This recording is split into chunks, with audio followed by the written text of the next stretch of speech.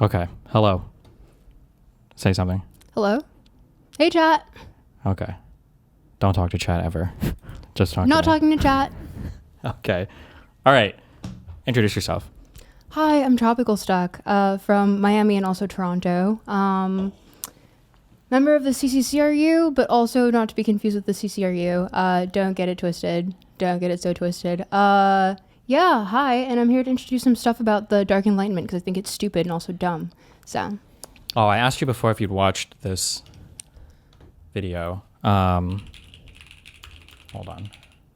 Because the only time I've ever seen or watched anything related to this was somebody like me join this video on this. I don't know what her online name is. It's something feminist.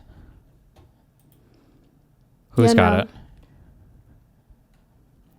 Summarize the Dark Enlightenment in your own words. In my own words. So the actual text by Nick Land is essentially just him going on this really anti-humanist rant. But quick summation is he really likes hierarchy. He really understands it fundamentally well. But also even with that, he wants to kind of just say, oh, everyone who's at the bottom should be poor and stupid and also should maybe die. So yeah, I fundamentally disagree with it because it's based on the premise of just everything in the Enlightenment was stupid, including egalitarian ideals. What does it mean when you say he understands hierarchy well? So the thing is that this also wait real quick. This was the video I was talking about. Have you seen or heard of this one before? Dark Gothic MAGA. This is so beautiful.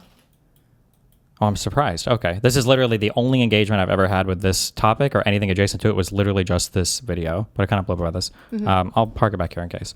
Okay. Sorry. Yeah. You said this before that he understands hierarchy really well. What do you mean by that when you say that? So the thing is that he does understand hierarchy very well because actually I read even his PhD thesis for more, it's pronounced Warwick. I pronounce it Warwick because I refuse to acknowledge that the UK cannot remember to pronounce the extra W in the word. That's so stupid. So Warwick University. So he actually is very well, he's super knowledgeable about hierarchy and how it functions. And he references multiple people like Schopenhauer, Kant, I don't know, literally any sort of a philosopher you can name drop in most of his works, especially Phenomena, which was absolutely fucking awful to read, except for one of them called Delighted to Death, which was actually just him talking about how they brutally murdered Christian martyrs.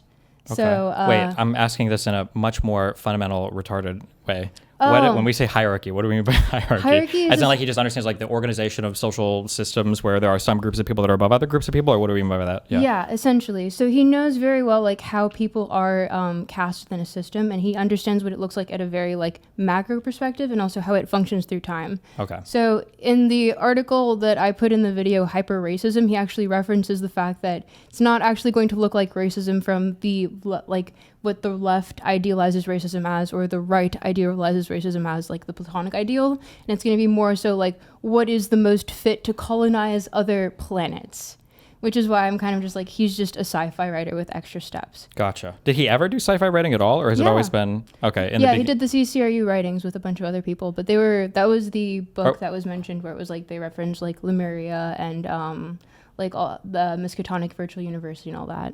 Okay, wait, but then I didn't understand. When you say CCRU, was this did people really start to embody this as a real belief system, or was it always just supposed to be science fiction?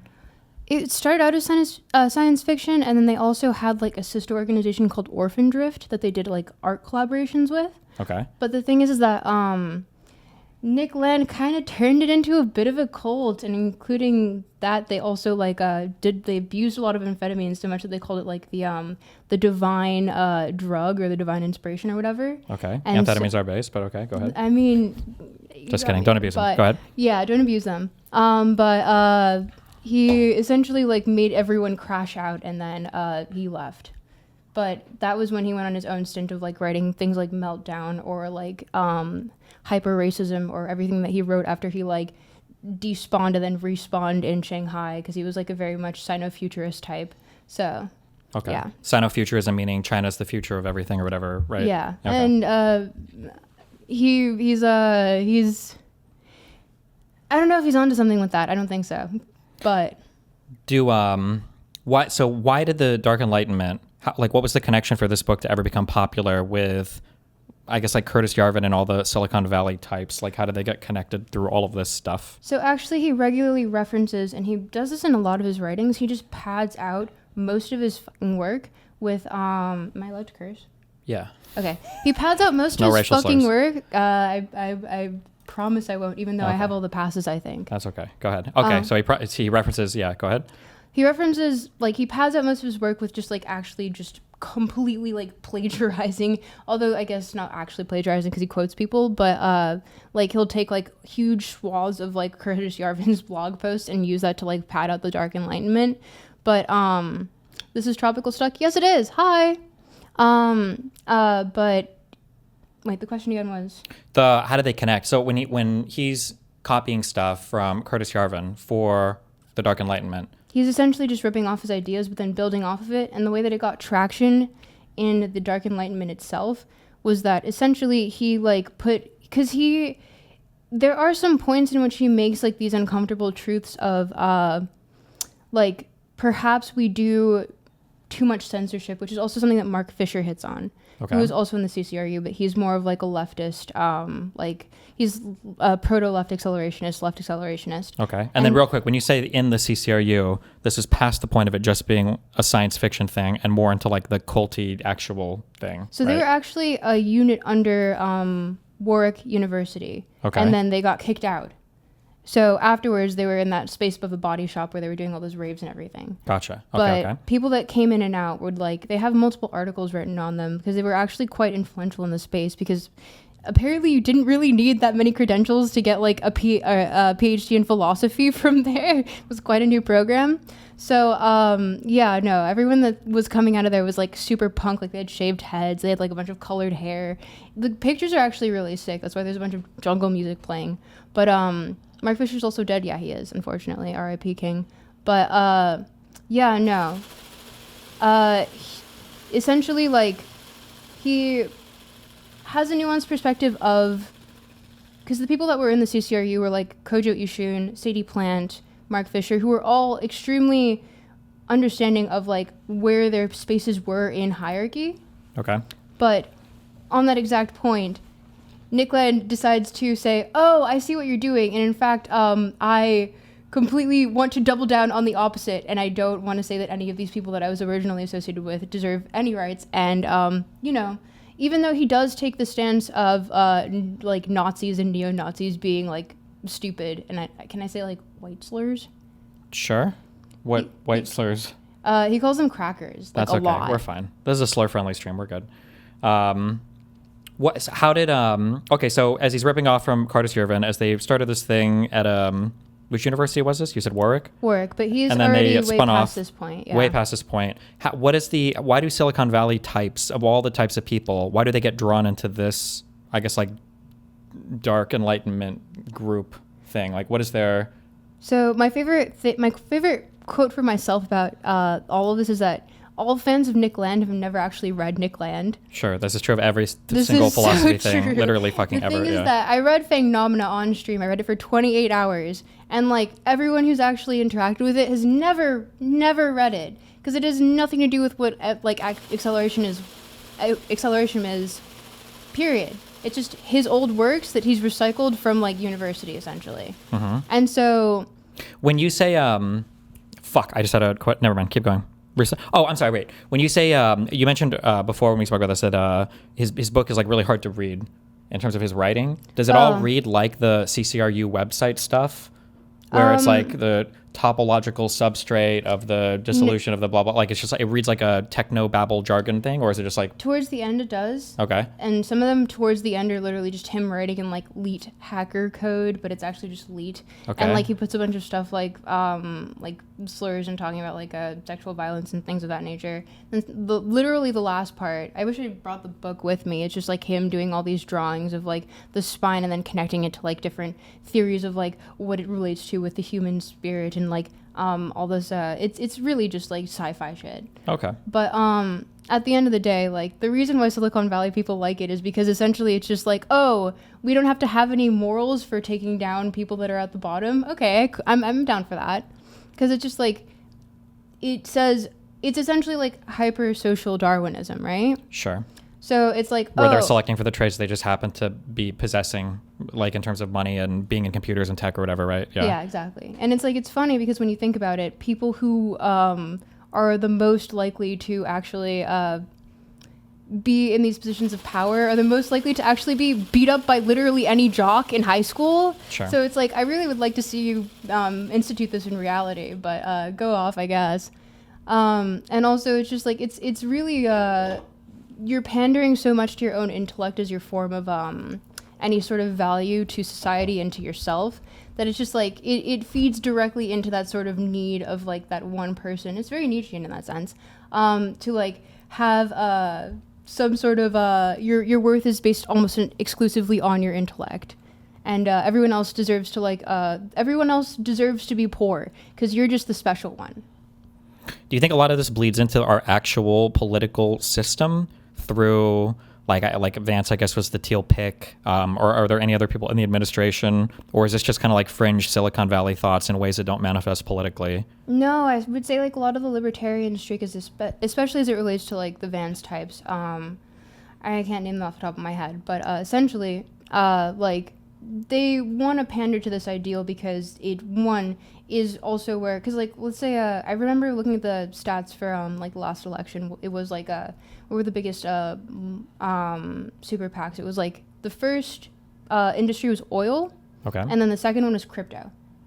So it's like obviously the people who have the money to fund these things, even though they actually want to take no time to learn about like the liberal arts of it all or read any of these sort of things, like even if it's just as short as like 28 pages in like the fucking Communist Manifesto, which isn't even that like, I'm not a communist, I can say that much, but like I can read it, you know, it's not hard, and then I can understand the principles from there, even though it's like more expanded upon in other works. But like, it's just these people will not take the time to fully understand what it is that they're actually like going for, and it's just deeply hilarious. And I think it's best expressed in like Tucker Carlson's podcast, although he plays into it a little bit. But the Dark Enlightenment is essentially just like, I think that I am better because I have a higher IQ probably, and I went to school in Western society, and therefore I'm better than you, and everyone who is poor should stay poor, and everyone who's stupid should stay stupid. And I don't really believe in egalitarian ideals, and I don't really want wealth to be redistributed in any sense of the word. There's a meme on Twitter that gets posted sometimes that I think is funny, where a guy will say something about Nietzsche, and then a guy will respond and he'll say like, you're not even taking this out, or you don't even understand what you're saying. Like, have you even read Nietzsche? And the guy's like, no, I haven't. Have you? And the guy's like, no, I haven't. And I feel like for a lot of, one of my biggest complaints about people that do this type of like ideology shopping are non-denominational Christians.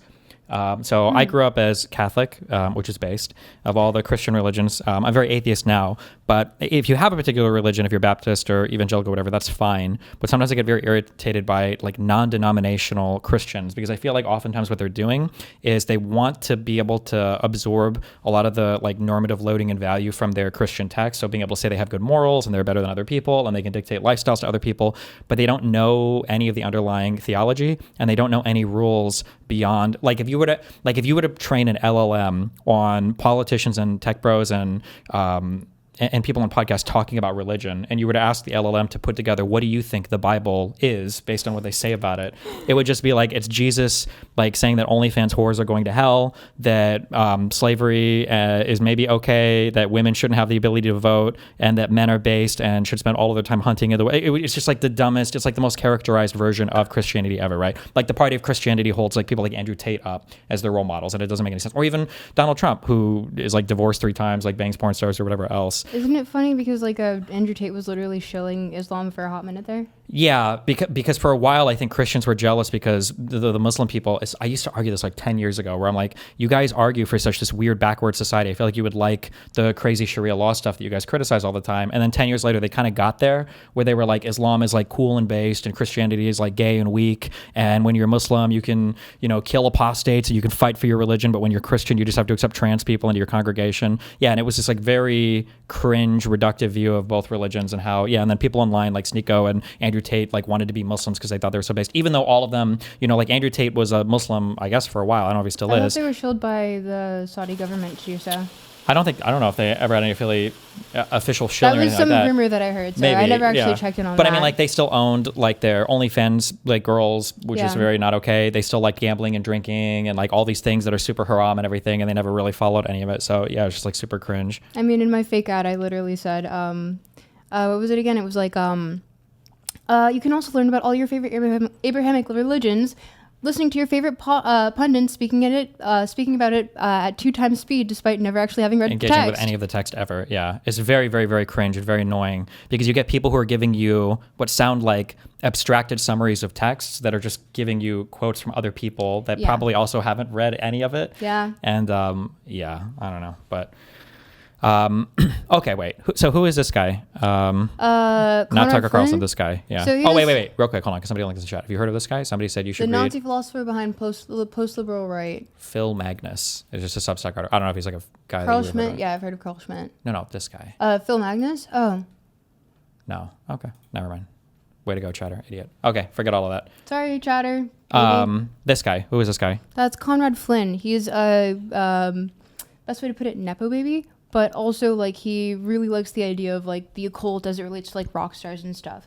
But, yeah, he really had no presence aside from what I saw in this podcast, because he had, like, a few, like, things on IMDb on, like, just general things as it relates to, like, once again, rock stars and the occult. Mm-hmm. But, yeah, this is when you look him up now, this is all that comes up. So he's Does he have any formal connection to, like, Nickland or that guy or any of those people, or no? Okay, this is just like friends in Silicon Valley, but that's about it. He references that in this podcast. Okay. But you want to watch it? Yeah, we'll watch a bit of it at least. Coming into this, wait, and then just curious, what exactly are how would you characterize your political views? My political views? I like to call it like post-dark, because I think like the dark Enlightenment is just really stupid, but it's just like essentially just the Enlightenment. What is post-dark? Isn't that just normal Enlightenment? It's just Enlightenment, yeah. It's just like are you like in Canada, are you a voter of like the Liberal Party, or I don't know what they're called in Canada? The Carney people. I'm new to, because I moved there like a year ago. Okay. I'm new to the voting system there, but yeah, I'm mostly just like essentially like the Liberal Party, not the Conservative. Okay. Pierre Poilievre, you can suck my dick. What, you don't like Pierre? Oh, never mind. Sorry. Compared to Carney. Compared to Carney, yeah. Wait, he was the guy who was the leader of the Conservative Party that got destroyed by Trump, basically. Yeah. I have one more question, but I forgot it. Okay. This guy. Okay. Are you ready? Yes.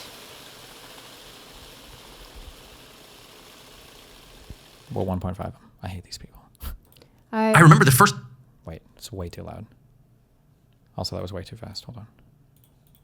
Time somebody said to me during an interview that something or other was demonic, used the word demonic. It cannot have been more than 6 years ago, and I was completely shocked that someone would use that term, because it's not a political term.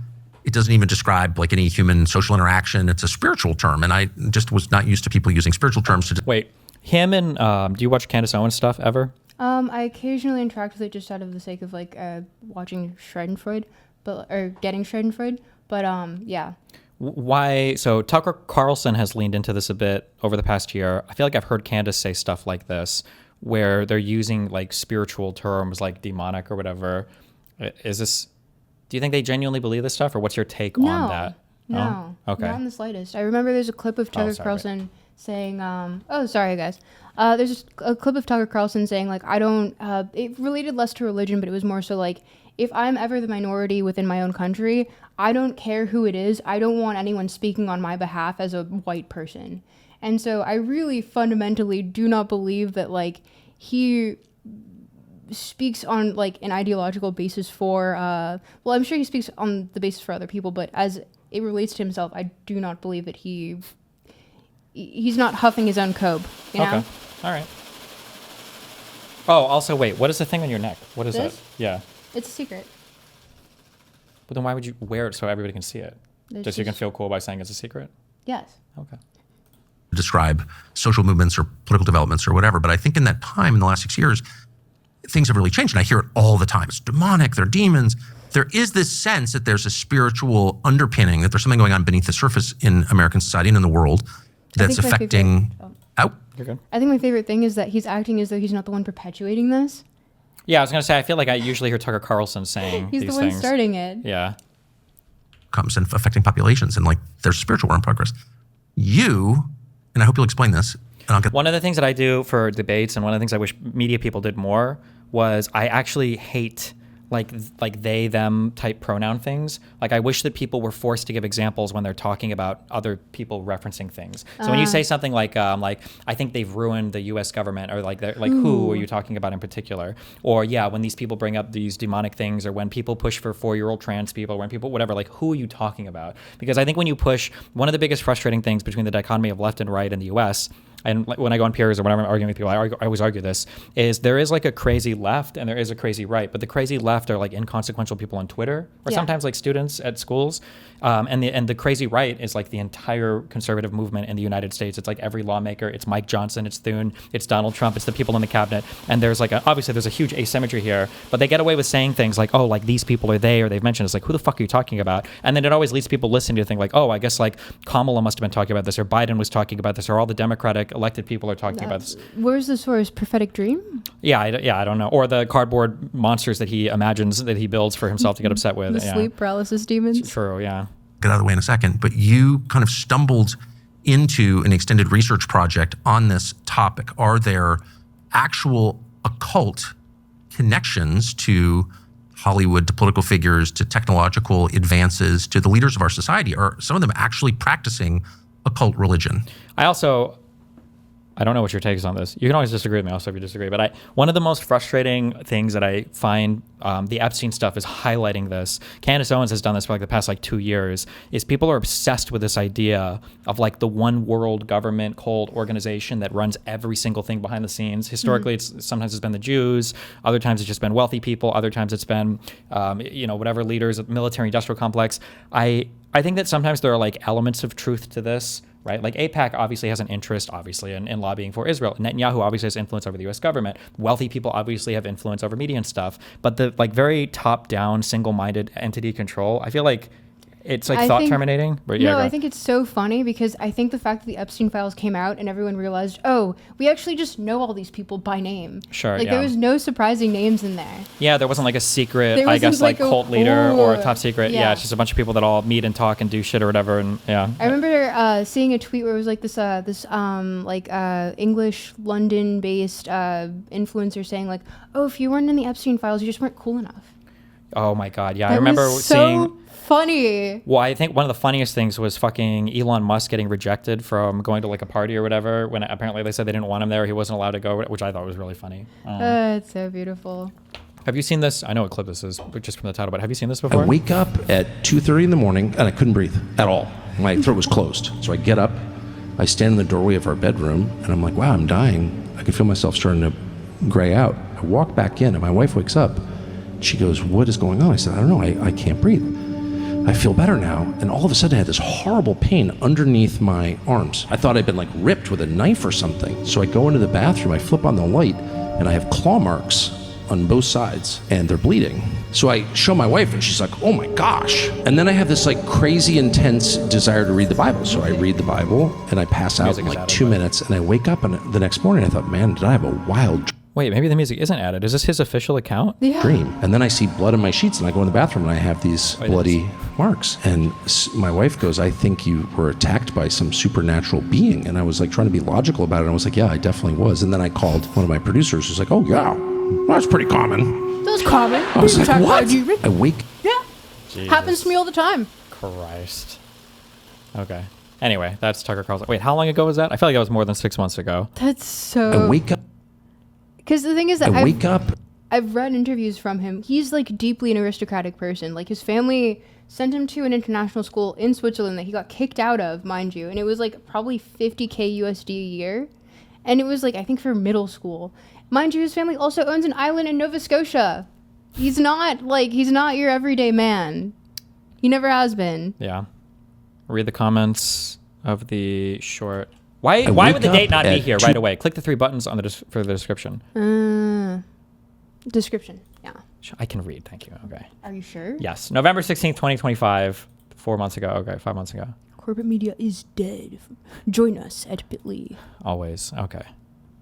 All right. Yeah, Tucker, it's about as weird as you said. Some would say, I think we're going to find out even weirder. This all-American opening is just so cringe to me. I also love this All-American opening because it's right after some guy in chat said, whoever claimed Tucker was an everyday man, LOL. Bruh. The twangy guitars, Literally. come the fuck on. Like, he doesn't, it's all... The banana peel, LOL. Oh, look at this. How is this not an everyman intro? Oh, yeah, Oh, look, at they're the hunting. shotgun. Yeah, wow. Oh, yeah, so cool. He owns an island in Nova Scotia, Canada. Like, his family just has that. Look it So up. how did you? I mean, you're not a theologian that I'm aware of.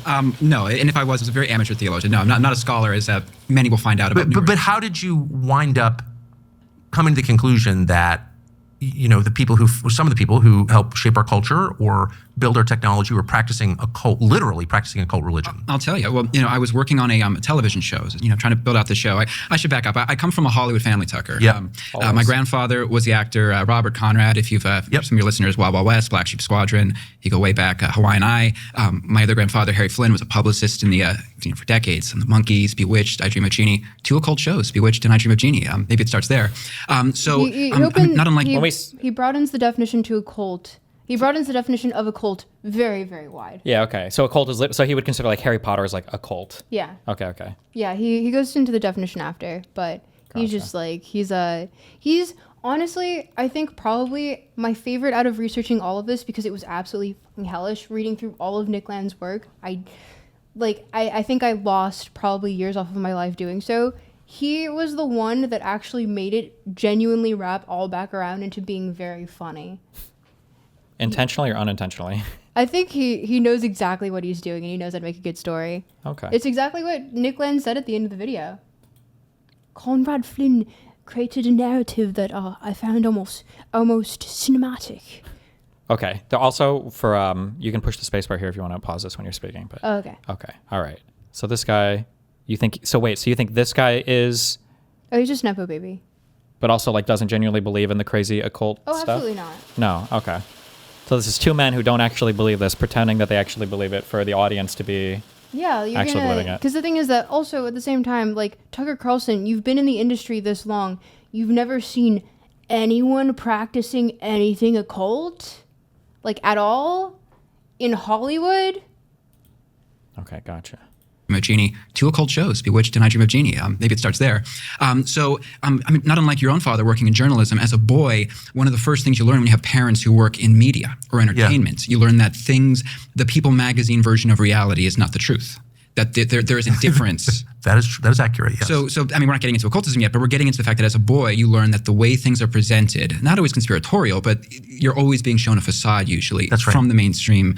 I can't believe I'm saying mainstream media already a minute into this, but things are not what they seem. So as a boy, I was always told and shown that. So years later, I taken to Hollywood these various show concepts, and one of them, Tucker, I was working on was about when actors first break into the business. Where do they live? How do their lives go? It was a very wholesome show about the origins of actors and show business, but it was getting. Yeah, you come to LA from Nebraska. What happens? How does next? this work? Yeah. But that gets into a basic thing. You probably had this as a boy yourself, of wanting to know how do things work? You've seen the facade, so what's the truth? How Exactly. How does any show work? How are stars made? So I was working on this show, and COVID happened. Hollywood kept lighting itself on fire. I sold it to BuzzFeed, and then while they're drawing up the contract, Casually. BuzzFeed went out of business. Do what? So it was a Casually curse. just sold to volatile moment. BuzzFeed. Oh. It was a cursed show. The wholesome one was cursed. So at some point in 2022, I'd always had a dream project of mine, just a casual interest of doing a show about rock and the occult, about the secret history of all these things that people are generally interested in. But Rock.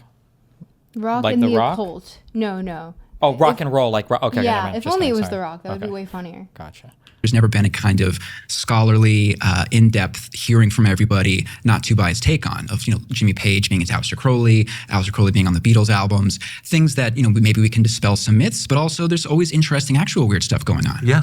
So I wanted to take that show out, and it became kind of Yeah, like, not all of this is a figment of your imagination. oh no, it was not as I learned I don't say the hard way, but no things. Yeah, so You mean to that was tell the me- basis of it. You mean just tell me that the entirety of the Satanic Panic actually had a basis in just like actually rock and roll being counterculture to all of the Christian I don't want to say Christian nationalism, but like Christian sentiment going on at the time. Whoa.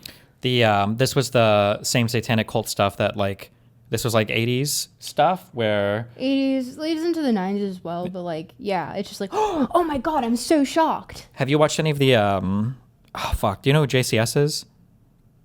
No. He does like police interrogations. There's another guy, I don't remember his name. He's like Australian, but he goes over the whole, is this satanic cult stuff? Is it the same thing as all the parents that thought that their kids were being like, Oh, Satanic Panic, yeah. yeah, that stuff. Yeah. Are these like similar movements or do they run concurrently or is this like a totally separate thing? It's running concurrent, but also like they were attributing it to anything from like, D&D to like rock and roll music. If you play this one record backwards, it's actually just it's playing like satanic summonings and whatever, what have you. But I think like who was it, Ozzy Osbourne, that like bit a bat's head off on stage. There were some things that you weren't really helping the case, but Sure. But also, I mean, like they've always been like weird. It was people. Black Sabbath, okay. Like artists historically, I think have always been kind of weird people. But for some reason, I guess as we go through school or whatever, we kind of idolize like older artists. We kind of think that like Shakespeare was this, if he even existed as a singular person, people say, but like we imagine all of these playwrights and all of these actors as being like kind of prestigious folk instead of kind of like the wacky social outcasts. I think that historically they always kind of have been. Yeah. And then for more recent people where we see them acting wacky, they think that that's completely contradictory to how they used to act. One of the things when I was talking with Candace that is really irritating to me, and I try to remember this now because now Candace I've hidden. Owens? Yeah. We did an interview over there. It was terrible. But when we, so I'm 37 now, and I'm old enough to where there's like a generation that's under me that is now kind of like doing culture stuff. And I try to think when I'm criticizing stuff, like, am I saying the exact same thing that every single generation said before? Because if so, I'm probably just like falling into like a generational thing that isn't actually doing anything or showcasing anything of value. It's just like an average generational reaction. So like when it comes to music, Candace was talking about how like the music today is making people disgusting and they're doing weird sexual shit and it's horrible and it's corrupting our youth or whatever. And I think I asked her, and I don't think she really engaged with it, but I'm like, does it give you pause that like every single new generation of older people have criticized every single new generation of music as like corrupting the youth? And whether you're talking Elvis Presley and rock and roll or whether you're talking about weird... Oh no, he shook his hips. Yeah, or girls are showing their ankles or musicians are using cuss words or whatever. Like it seems like there's a thing that just happens over and over and over again. But then every time people hit a certain age and they start doing this, they act like there's like a novel thing that's going to destroy society in a way it never has before. And sometimes I feel like people don't ever engage with that. Or maybe they do and they're just trying to make money selling their shows anyway. So who knows? I think there's probably value in both. I want to be at least one of the old people that's like, no matter what, I think it's cool. Like Sure. my grandma has like electric blue hair. So she's based. I love her. Okay. Based. Wanting to doing research for this show, which was tentatively titled "Running with the Devil," and I brought in legendary rock critic Stephen Thomas Erlewine from AllMusic, his colleague Ned Raggett, and then the creators of the Osbournes, the recently departed Ozzy Osbourne, Sue Kalinsky, and Greg Johnson. So I brought in legit people. I brought in some of the best critics we have in rock to do a show that would, we'd have Christians and pastors, we'd have occultists. One of my experts on the show was this guy Mitch Horowitz, who I think you knew. I forget if it was at Salon or Former editor. Yeah. Mitch Horowitz, my favorite part of this entire fucking podcast is this exact moment where he's like, oh yeah, love him, super nice guy. And then keep playing.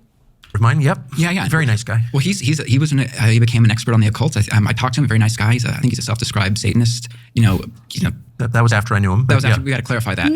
Yeah.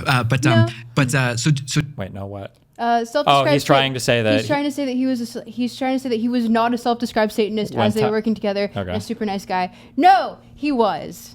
Okay. And then also, what does Satanist mean? Like, are you talking about like which sect?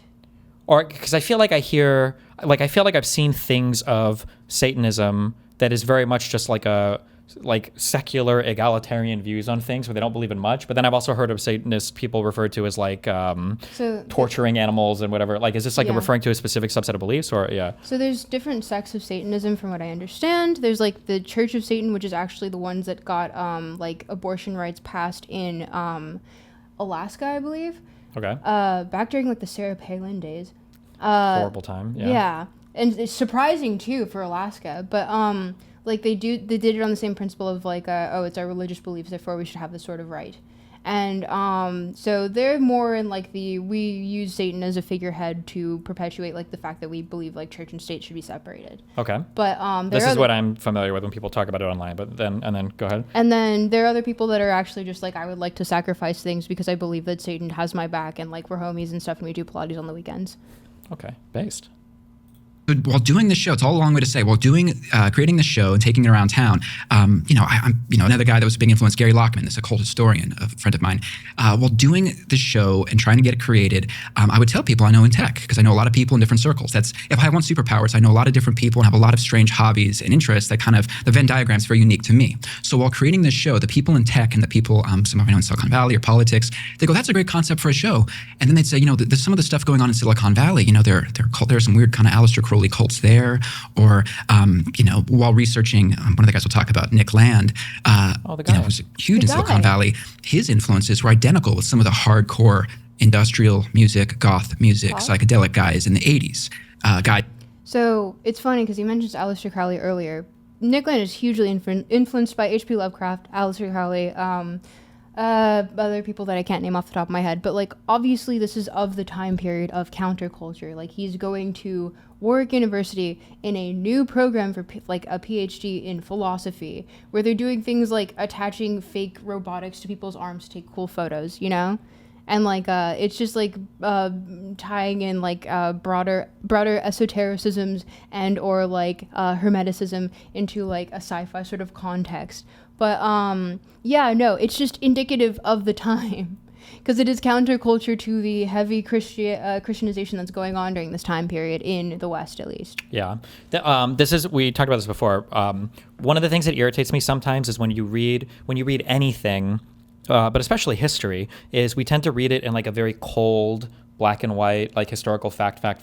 And when you don't exist like at the time, if you don't speak the language, you don't engage with the art or the culture, it's really hard to know how those things actually like play out. Like what do the people at the time actually perceive them to be as? Because when you just read statements in the future about it, it's like, it doesn't really convey like accurately what the people at the time, I guess, like felt about those things. So some like one of the examples I give is that, like if you quote like old world leaders and you use these as like examples of how the country was doing at the time, if you were to think about like right now Trump, if you go 50 years into the future and you were to quote Trump and it's like, well, Trump said that every American was happy. Like if that quote showed up in a history book, you would just like read it and be like, oh, I guess Americans were pretty happy. But like living through the time period, you're like, this was like nobody interpreted it this way. Like everybody knew how wacky this was. Yeah.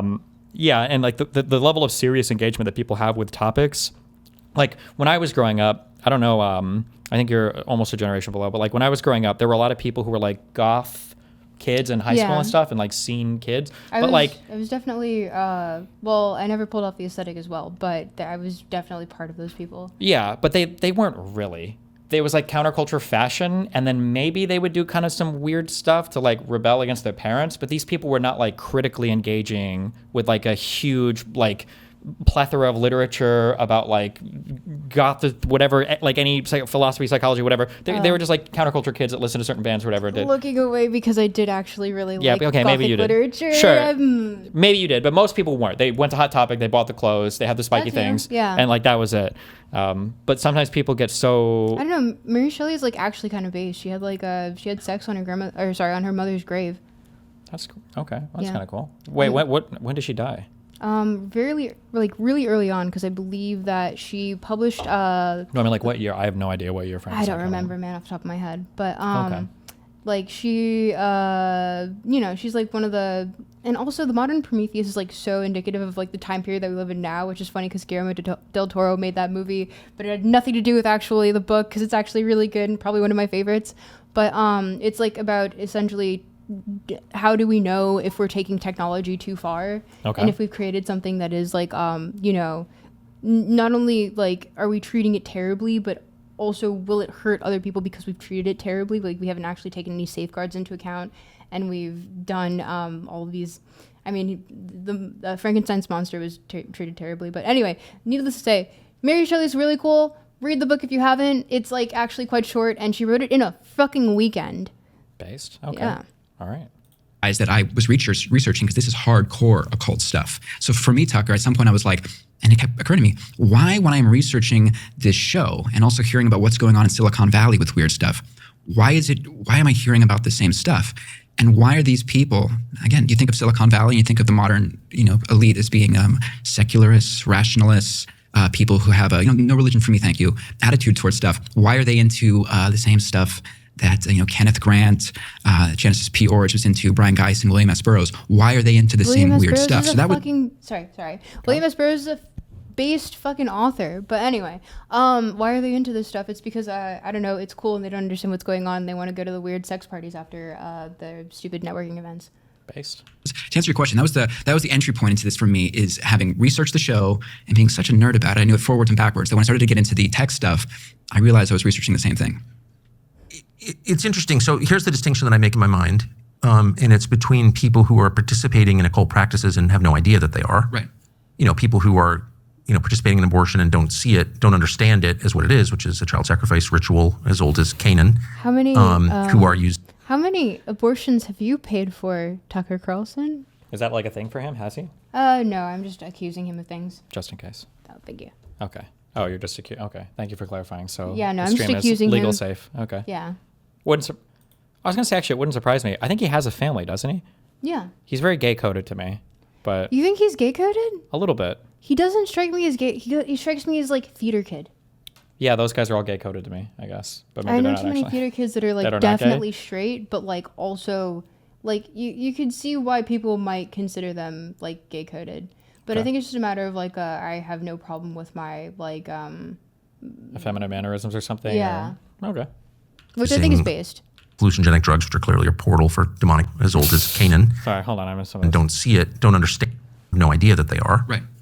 People who are, participating in abortion and don't see it, don't understand it as what it is, which is a child sacrifice ritual as old as Canaan, who are using hallucinogenic drugs, which are clearly a portal for demonic possession. Okay. What the fuck?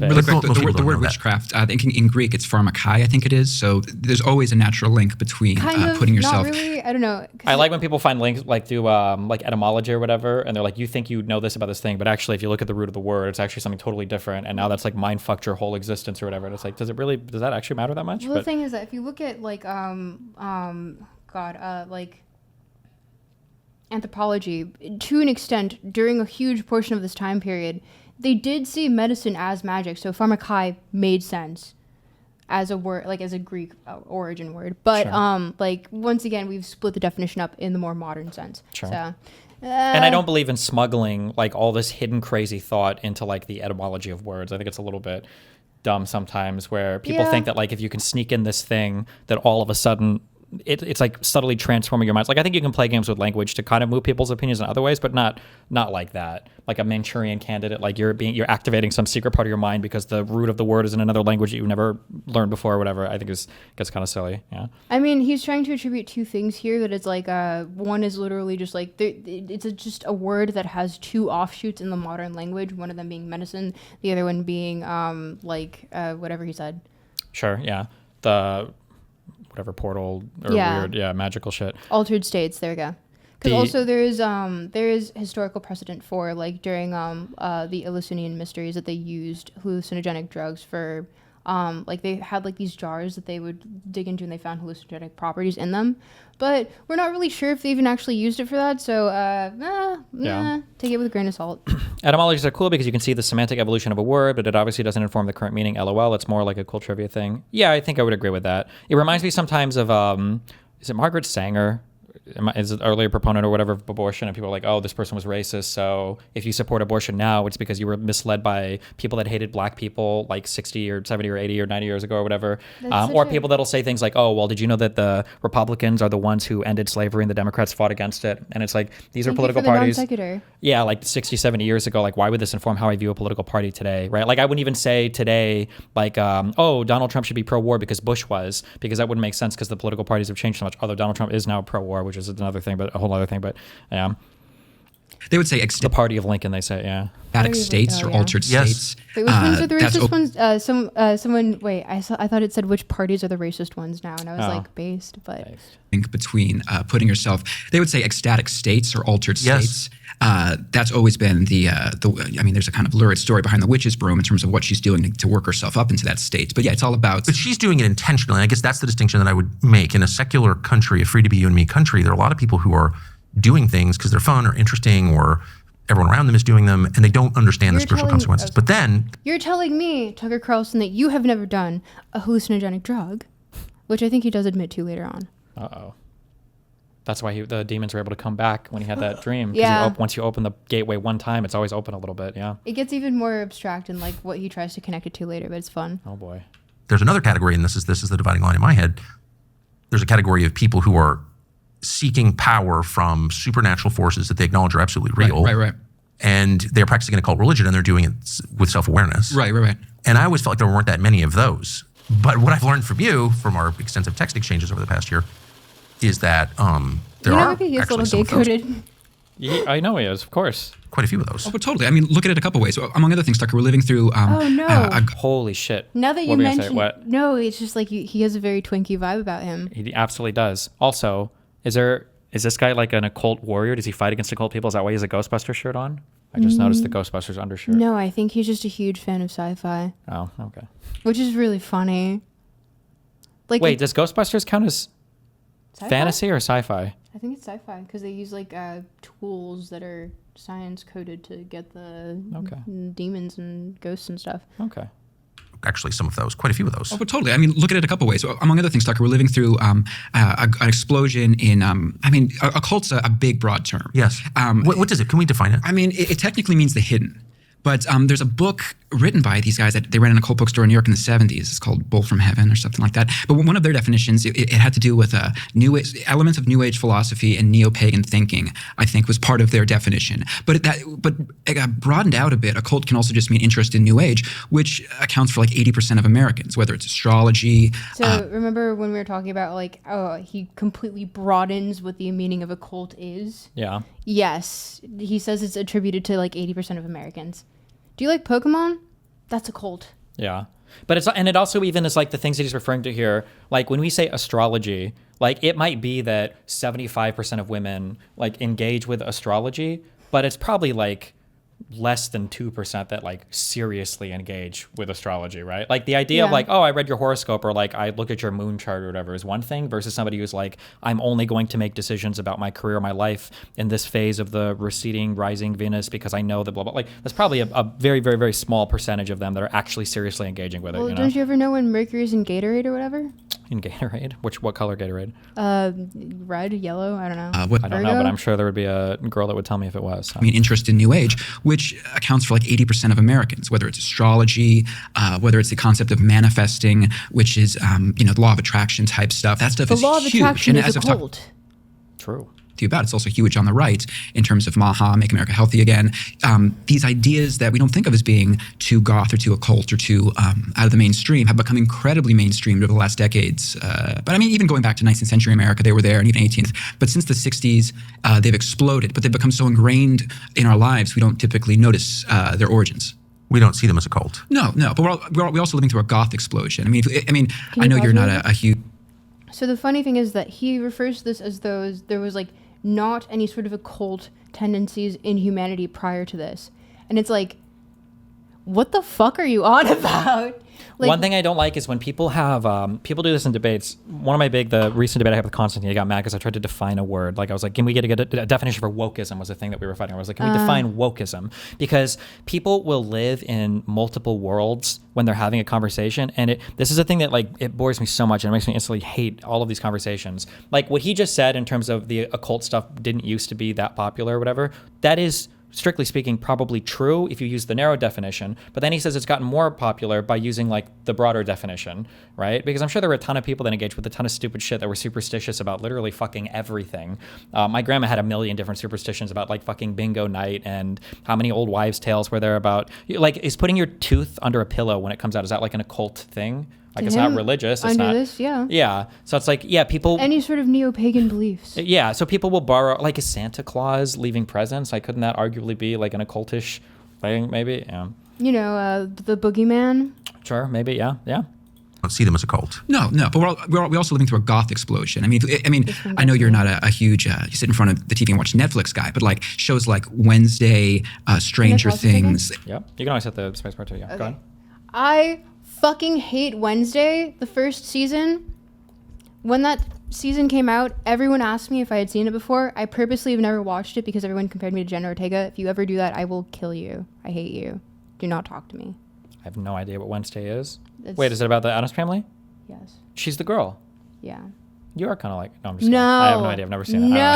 Horror is, in terms of box office, shows like Wednesday, Stranger Things, horror is, in terms of box office, maybe not in terms of creativity. Wait, it's also funny that he would bring that up as an example of things. I can't speak to Stranger Things, but like Wednesday would have been a character from the Addams Family, which was immensely popular. I don't know when did they start, but it was in black and white initially, right? Addams Family related stuff.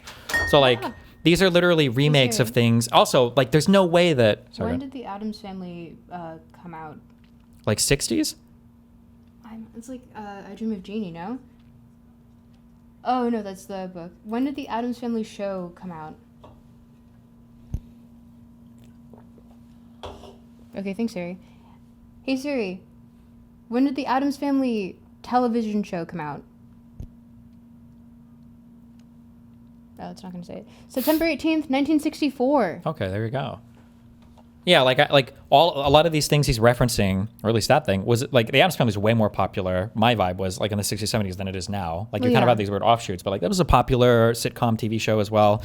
But like, yeah, all of these things. And then even prior to this, I grew up watching a lot of horror movies. That was like my thing growing up for whatever reason. So a lot of like the campy like 80s, 90s horror films. But prior to the campy 80s, 90s horror stuff, there were a ton of movies made about like the classic monsters, like your Frankensteins, your Count Dracula, your vampire shit. Like these things were, I don't know. No, it's been throughout all of time. So it's like he's saying there's a resurgence when it's been like, I really wanted them to just pull out some statistic, but it's like vibes-based analysis only. Sorry. Yeah, always. Everything is always vibes. There's never numbers. There's never anything assigned. Shout out to P.F. Young. True. No, Good friend of the stream, P.F. Young. Yeah. I do actually genuinely really like P.F. Young. We do too. Well, I do. I don't know. My audience goes back and forth, but. Stranger Things, horror is, in terms of box office, maybe not in terms of creativity, it's as big as it's ever been. Halloween. Really? Oh yeah, Halloween. Some people. Really? Halloween is getting more popular than Christmas? Like, man, like you live in the U.S. Yeah. But and then also this would be a good thing for numbers, right? And these guys are getting paid lots of money. They're on really popular podcasts, 3.1 million views. I feel like every conversation these people have is a conversation I could expect my parents or my uncle or some random person to have. Like it's never like Halloween type movies are 42% of the domestic box office as opposed to being 20% in the past or whatever, right? They never have any. It's always just like, yeah, like you said, like vibes and shit. Vibes-based analysis. Yeah. Half joke that Halloween will be on pace to overtake Christmas at some point, just because it's become like a year-round thing. Halloween? Yeah, Halloween's huge. Yeah, every year it gets bigger. So there's an element of this, Tucker, where once you I hate to admit. For a second. Also, another reason why that might even be like, because I haven't looked up the statistics. I don't know if they've looked up the statistics, but the only reason that might even be plausible is because there are other countries that don't actually that aren't Western that celebrate Halloween because it's fun to dress up, and also like they like doing that, and also they have horror like in genres already built into their own cultures, like East Asia and shit like that. So it's not even like, oh, Halloween's getting more popular and Christianity is taking it down. Like, no, it's just becoming like we're becoming a more globalized society. Whoa. Well, we were. I don't know about over the last year or two. But. Yeah, you got me there. Yeah. In public how out of it I am, but I had no idea. This is the first time. No. Goth is huge. I mean, even singers like Billie Eilish and stuff. Goth is huge. Because she does she wear black lipstick on like a song or something? Yeah, I don't even think she's worn black lipstick. Yeah, okay. I think she just dyed her hair like a little bit like saucy. Based. Leads to happiness? Happiness. Yeah. We've got a new partner. It's a company called Cowboy Colostrum. It's a brand Whoa. that's serious about actual health. And the product is designed to work with your body, not against your body. Wow. Code Tucker at cowboycolostrum.com. Remember, you heard it here first. Where you're like, I a hope huge Honey thing. So it's one of those things that steals all his once you alert someone to how popular something is, it's like learning a new word where you're like, I've never heard this word in my life. And for the next week, all you hear is obstreperous. You're like, you're like, that guy's obstreperous. Okay, there it is again.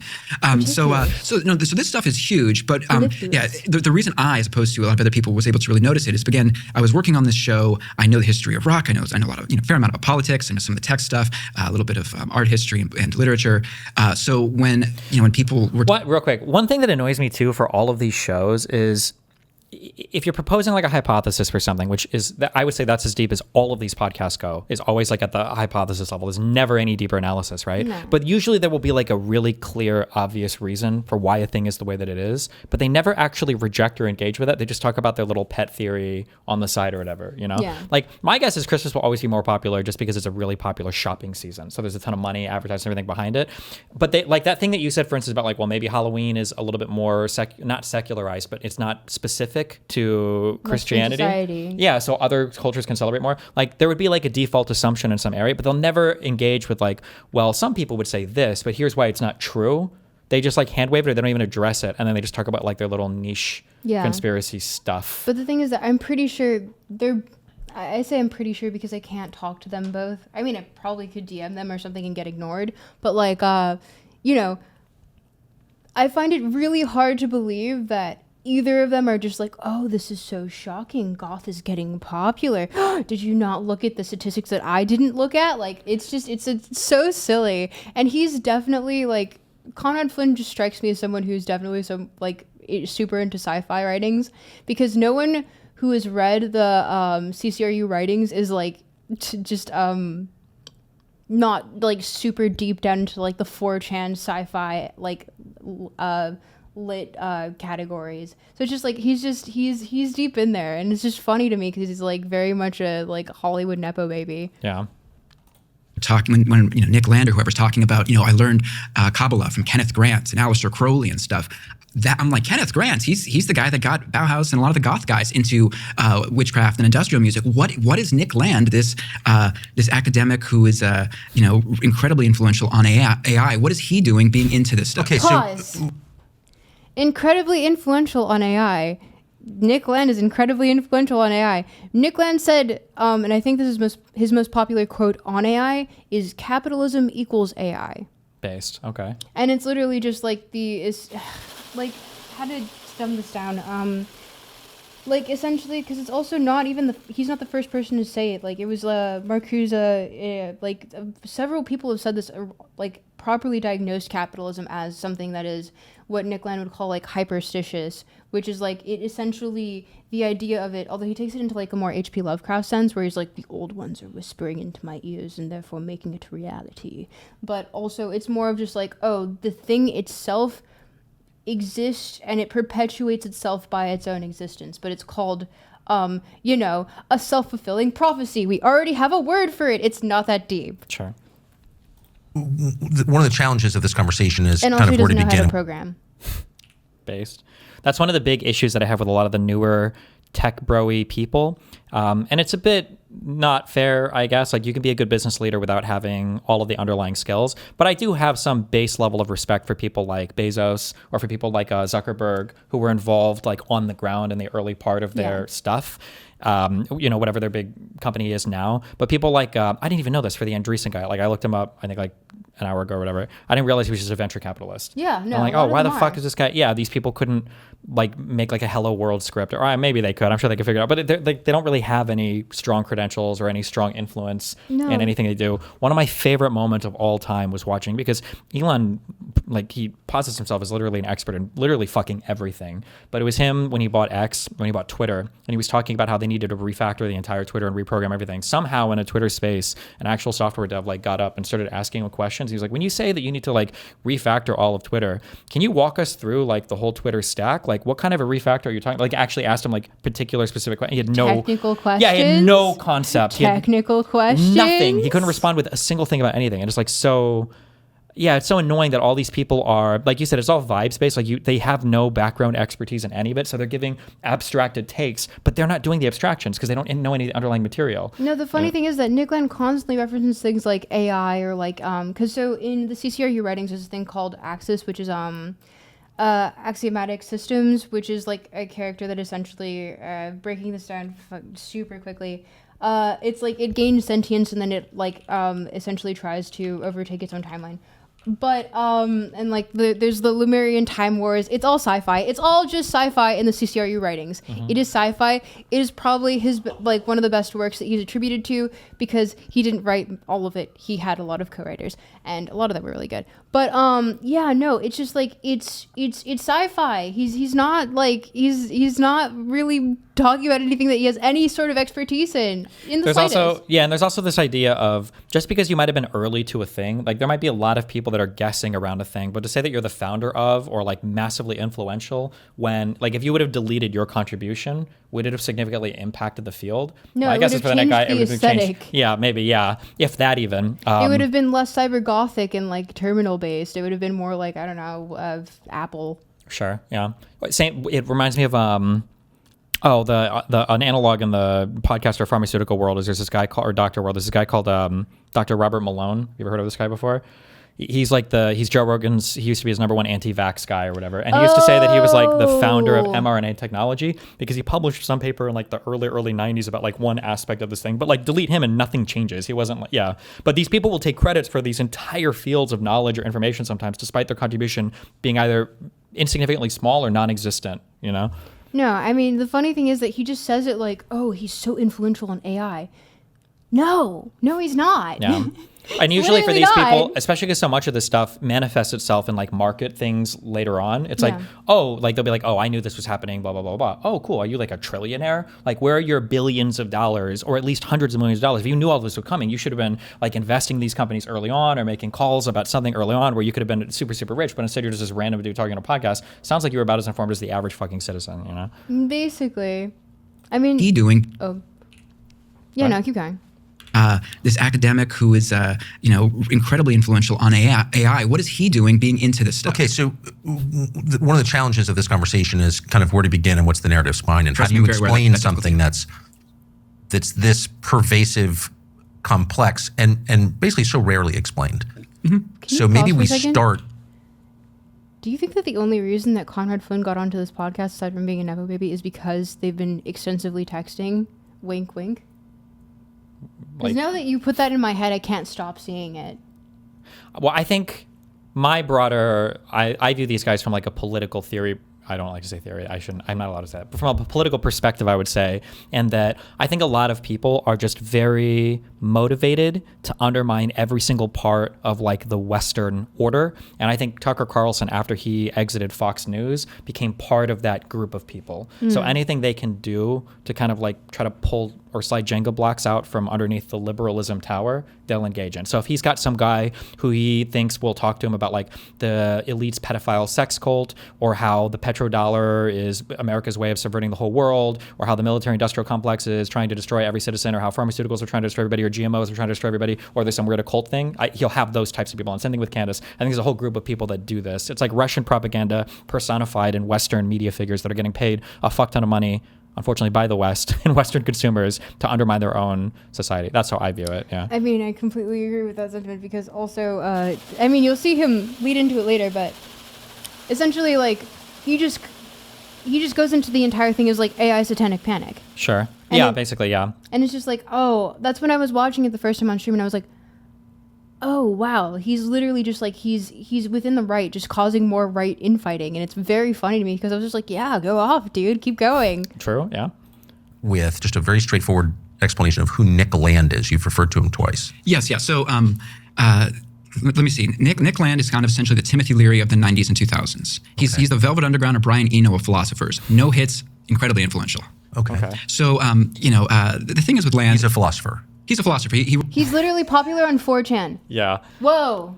Worked in the philosophy department of Warwick University over in England, in the UK, in the early 90s. One of the ways I actually really got into this stuff is a friend of mine, Simon Reynolds, brilliant cultural critic, brilliant rock critic, originally from the UK. There's also like these words that you can say. This type of slop, actually, if a vibe slop drives me so fucking crazy that like if if people are really influential in fields, usually there's a thing that you can say about them that points to that influence. Yeah. So like in medical fields, it might be this guy like published the landmark paper on this theory for like the amyloid plaque thing for Alzheimer's disease, or this person published some paper, like Einstein was famous because of the, you know, relativity and all of the stuff that's spawned from that, or or Oppenheimer, these people, like you can point to projects they've worked on, papers they've published, ideas that they novelized.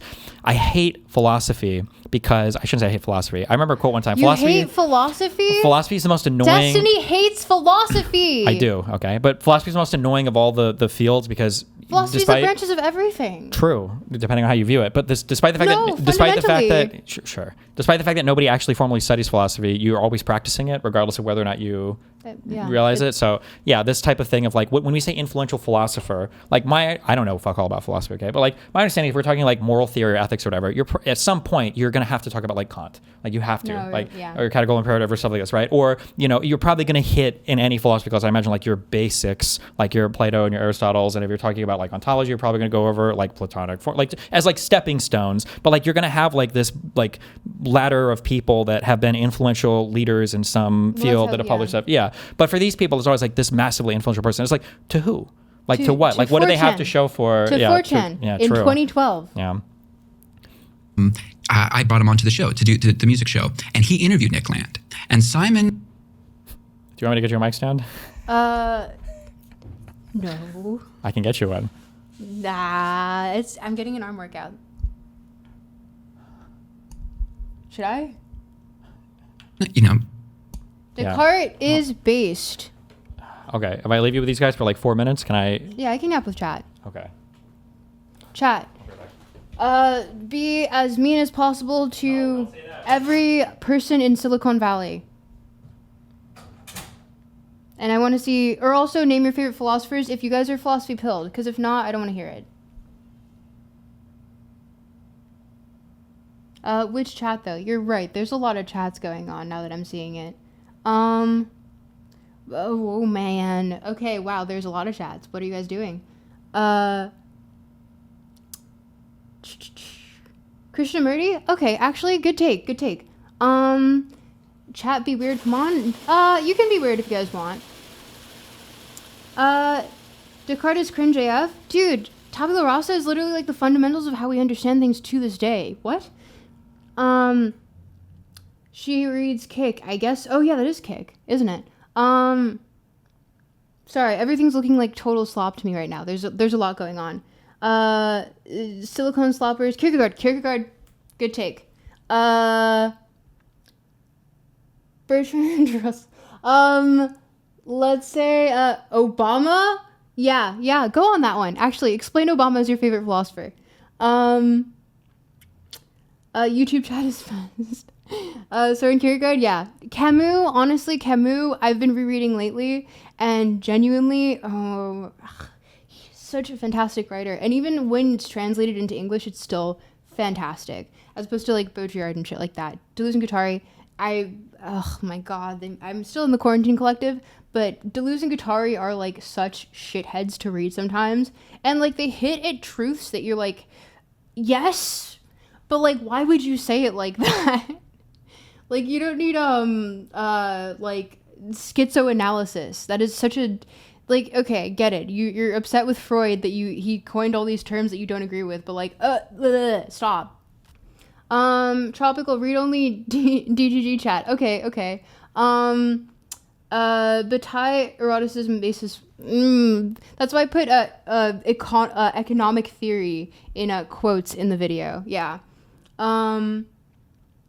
Whoa, chat. G6 Docstrip, shout out QC, Destiny, Econobama, Freud books. Oh, actually, I've been rereading Freud on stream, but I stopped recently so I could work on my next video, which is, of course, Lacan, because, of course, I have to do things that are terrible and make me want to cry whenever I read them. Although Lacan is actually really good to read in French, because he's actually funny in his seminars. Like, you wouldn't know unless you knew French as like a native speaker, but when you're reading it, you're like, oh, he's making like constant puns, and he's like genuinely just engaging to read with. But when you read the English version, which I have in my bag, wherever it is, oh my bag is over there. Anyway, I have Seminar 5 with me, and like it's so, the translation's so dry, it makes no sense. The graphs are like, they have no substance to them because it's just like you miss all of the context and nuance that he has. And I'm sure in a room he probably spoke with a lot of gravitas, but you know, it's just like the English translations are shit. The English translations are shit.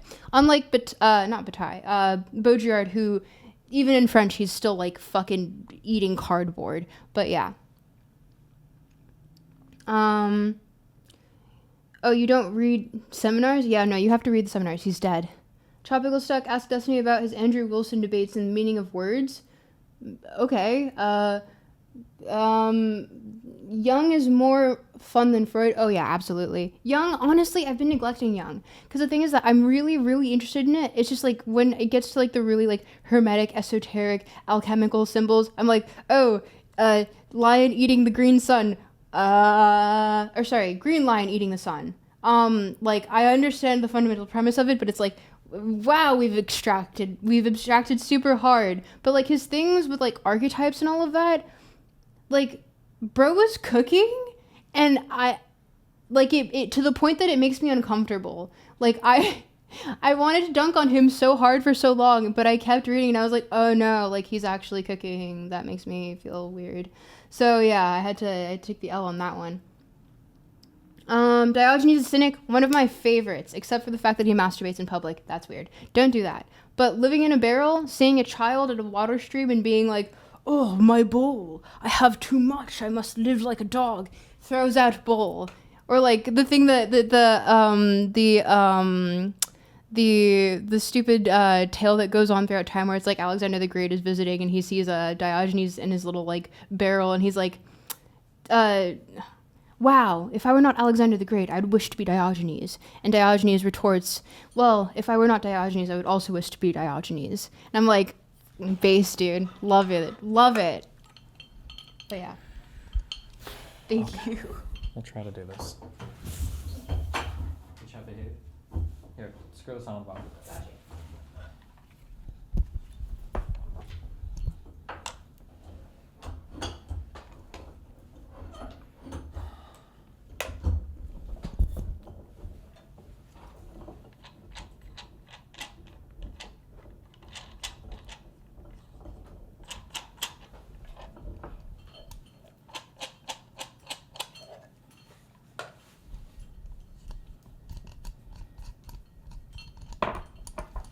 Did Chet behave? Yes, they were actually very nice. Okay. Yeah, no, you guys weren't weird at all. I was expecting weird. You guys were, you let me down.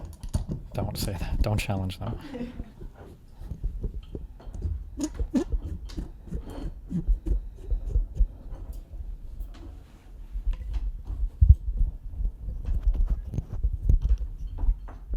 Okay. Screwed in? Wait, can you figure it out? Yes, I can read very long, Nope. dry academic Yes. philosophy text, but also I can't put this onto a table apparently. Figure it out. I believe in you. No, yes. Yippee! Okay. Try just this.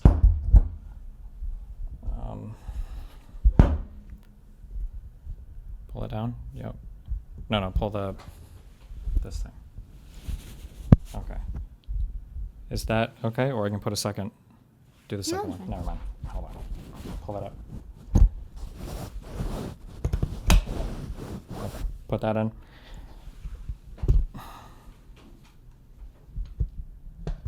Yep. Close. Based. Yep. Yes. Okay. And then pull. Now you have more. Oh, yippee! Don't spill that. That was me. Sorry. Okay. There you go. Hopefully. Maybe. Yeah. Tighten Yes, the view. yes. Okay. Hello, chat. Cool. Got it? Good? Yes, thank you for... You're welcome. For everything. Okay. I brought him onto the show to do the music show, and he interviewed Nick Land. And Simon, is the most stiff upper lip, very intellectual English guy you could know. And so the fact that he was interviewing Nick Land, who the people said he was crazy. The fact that he was interviewing Nick Land, people that were also interviewing Nick Land were Theory Underground on YouTube and The Dangerous Maybe. both of which are, YouTube podcasts and not with like huge followings, even though personally I do quite like their content occasionally. I think they have good takes, and also friends of the studio, but like, not huge people. Like, it's not stiff upper lip intellectuals constantly interacting with this man. It's like, it's just YouTube channels that get like maybe 11K views. Yeah. You know? Have you, do you know who this predictive history guy is? Why does that sound familiar? Oh man, we're not going to go into all of this, but if you ever get bored, he's... Oh, yes. Oh, my. Yeah, no, I was watching a stream with Quarantine Collective, actually, and we were dogging on this guy because he's so funny. This guy is legitimately like, I don't know if he's crazy, but he's like, yeah, he's not anything. He's definitely a shill, because when you look into, he's talking to a room and saying like 4 people. No, there's no one in there. If you look in the reflections, the seats are empty. I think sometimes there are like a few kids in here because they'll ask questions. I'm almost positive. I feel like you see him on camera sometimes. Sometimes he might be faking it, but I'm almost positive He's I've seen. We're starting out semester 2 or semester 1 and going on like this entire rant, and you look in the background, you can see very clearly that all the chairs are empty. I think sometimes there are people in there. They might be empty sometimes, but regardless, this guy is insane. Like everything he believes is like super crackpotty. But this guy's been making the rounds on like, I don't know what you would call like the mainstream alternative media. So people like Breaking Points. Yeah, I saw him. That's where we were critiquing him, because he ended the podcast. He ended the episode with essentially saying, "Oh yes, the world is going to end with the 3 horsemen of the apocalypse: the Jews, the Jesuits, and the secret third thing that I'm forgetting." And then they didn't really engage with it, and they just said thank you, and then he just left. Yeah. I don't like how. Freemasons. Yes, it was the Freemasons. Thank you. Nice. Yeah, just no, it feels like nobody in the alternative media like vets any of these people. So even if they do show up on podcasts, like it doesn't really mean anything because, and then also they have names like Professor whatever else, and it's like, what do you mean by Professor? Professor? It literally says he's teaching high school students. Yeah, and he's not. I don't think this guy. I don't believe he's PhD'd or whatever in anything. I don't think so either. Definitely not in the broad scheme of things that he talks about. What Beijing high school are you teaching about Epstein's world? Yeah, and everything else is, oh my God, there are so many crazy... Yeah, if you ever get bored, you can go through this guy's channel. We went through it like several months ago, but if you go through his channel, there's just so many hilariously... Like, he doesn't think the Holocaust like really happened. He went through a whole battle strategy that we would have with, I think, Iran, I think like a year ago, and about how the U.S. could never win because Iran has too many mountains. It's that funny. That's what it's they crazy. paid the Kurds for anyway. Sure, I guess, yeah, to march those mountains, but okay. Crazies into that train. True. Actual English guy you could know. And so the fact that he was interviewing Nick Land, who the people said, he's crazy, he's into the occult, he's into all these wild things, I was like, well, if Simon interviewed him, this will be a down-to-earth understanding of who Nick Land is, because Simon's very down-to-earth. So when I read Simon's interview with him, which is from 1998, and it's also where Simon meets the philosopher Mark Fisher, which I got to relish, Tuck. This is probably the first and last time someone will brings up leftist on Tucker Carlson's podcast and has to relish in it. I think it's really funny. I really don't believe that he is truly a conservative in the slightest. I think he's literally just a sci-fi fanboy. This guy? Yeah. Oh, sure. Because no one's a fan of Mark Fisher, who is not like a left accelerationist, who actually does want generally like egalitarianism.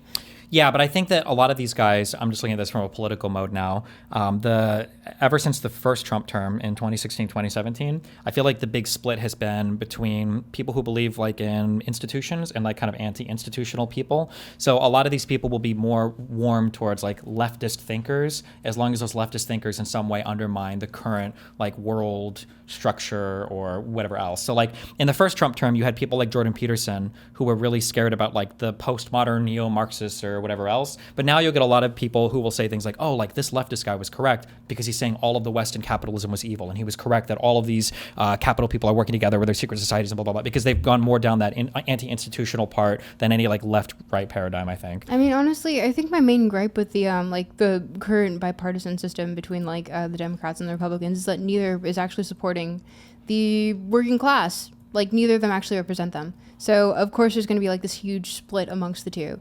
Sure. I would say the Democrats do a much better job policy-wise, though, of helping working class people versus the Trumples that... The thing is that I do agree that they do more, but I think that fundamentally not only are they not doing that much, but I remember I was looking at the DNC? DNC, the Democratic National Committee Convention, whatever. Yeah. And I was watching it and I was like, why is this woman dressed in diamonds? Like, like people like their. I think a difficult thing about marketing yourself to like working class in the United States is people they'll say this thing over and over again, like kitchen table issues or mailbox issues or whatever else that helps the working class.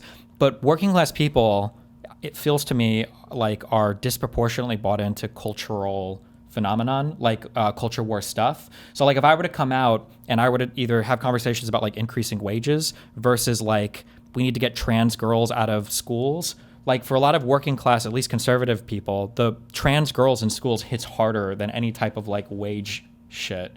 That's the feeling that I get when it comes to marketing to a lot of these people. But I think a lot of the issue too, though, is that I'm never saying on both sides are fuck you. No, I'm not. I'm a heavy leftist and unabashed about it. One of the things that I get a little irritated about is I feel like when it comes to when it comes to fuck, my audience hates me when I give these takes, but like I think that the American consumer, the American life in general is actually pretty good. Yeah. Even like historically speaking, it's pretty good. Like probably better than most other places on the planet. Well, we are the global hegemon. True. Yeah. But we still are for a little bit. We're holding on. But when you tell people over and over again, your life is fucked, everything is horrible, everything is terrible, and then you come into office and then you do nothing, but then you start telling people your life is getting amazing now, like they'll feel it, but it's because they never really struggled that much before. So when Trump comes into office and he tells them that he's fixed everything, people believe it, but it's because the life was never as bad as Trump told them that it was when Biden was in office. And that's like another frustrating thing sometimes to deal with Americans on as well.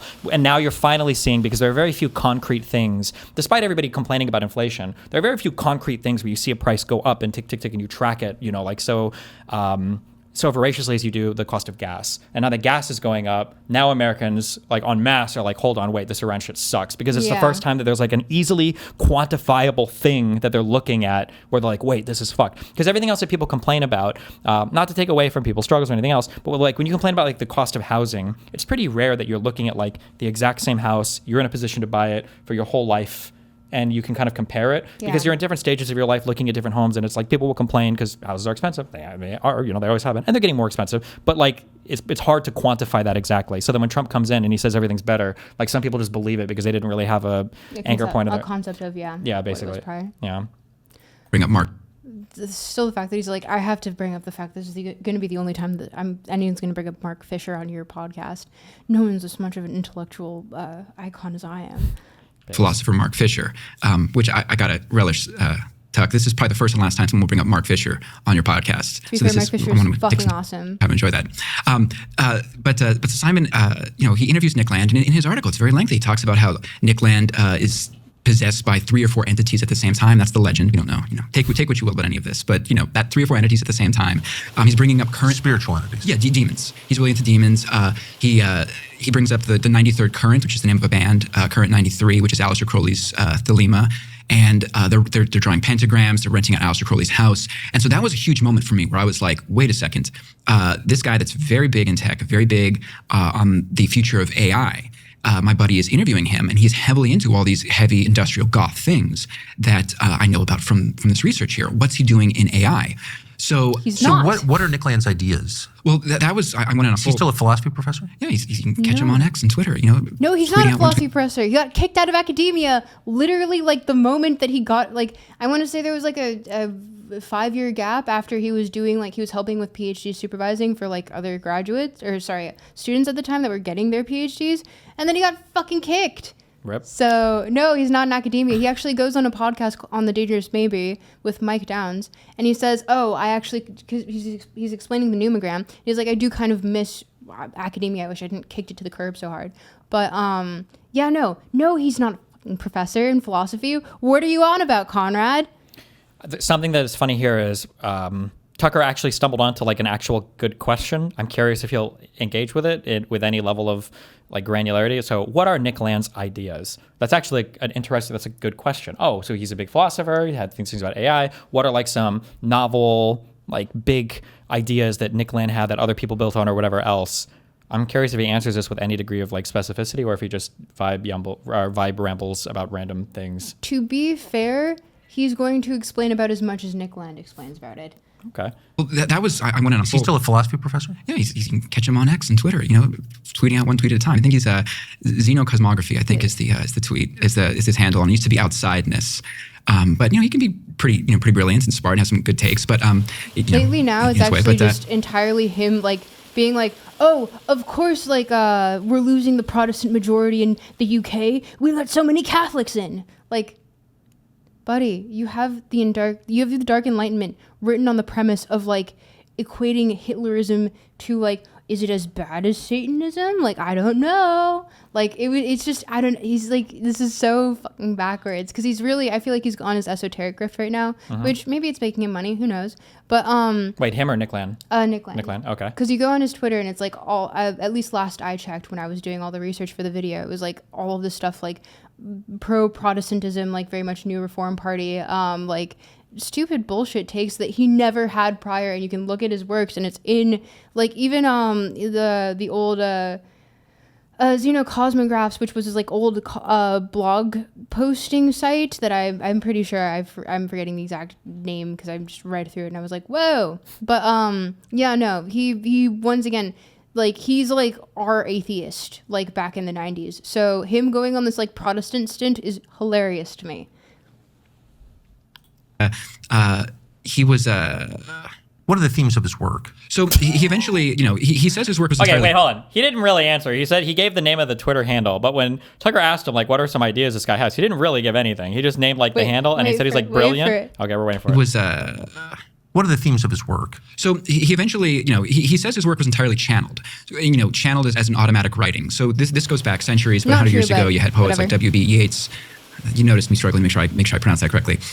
He had his wife do a channeling to write his book. A channeling means essentially you're possessed to write this. That this didn't come naturally from you. That maybe Some outside force takes over your demons, hand, your angels, tongue. yes. And And so He does actually go into this, but it's the same way that if you look on Orphan Drift's archival website, which is the sister organization that did more of the art side for the CCRU.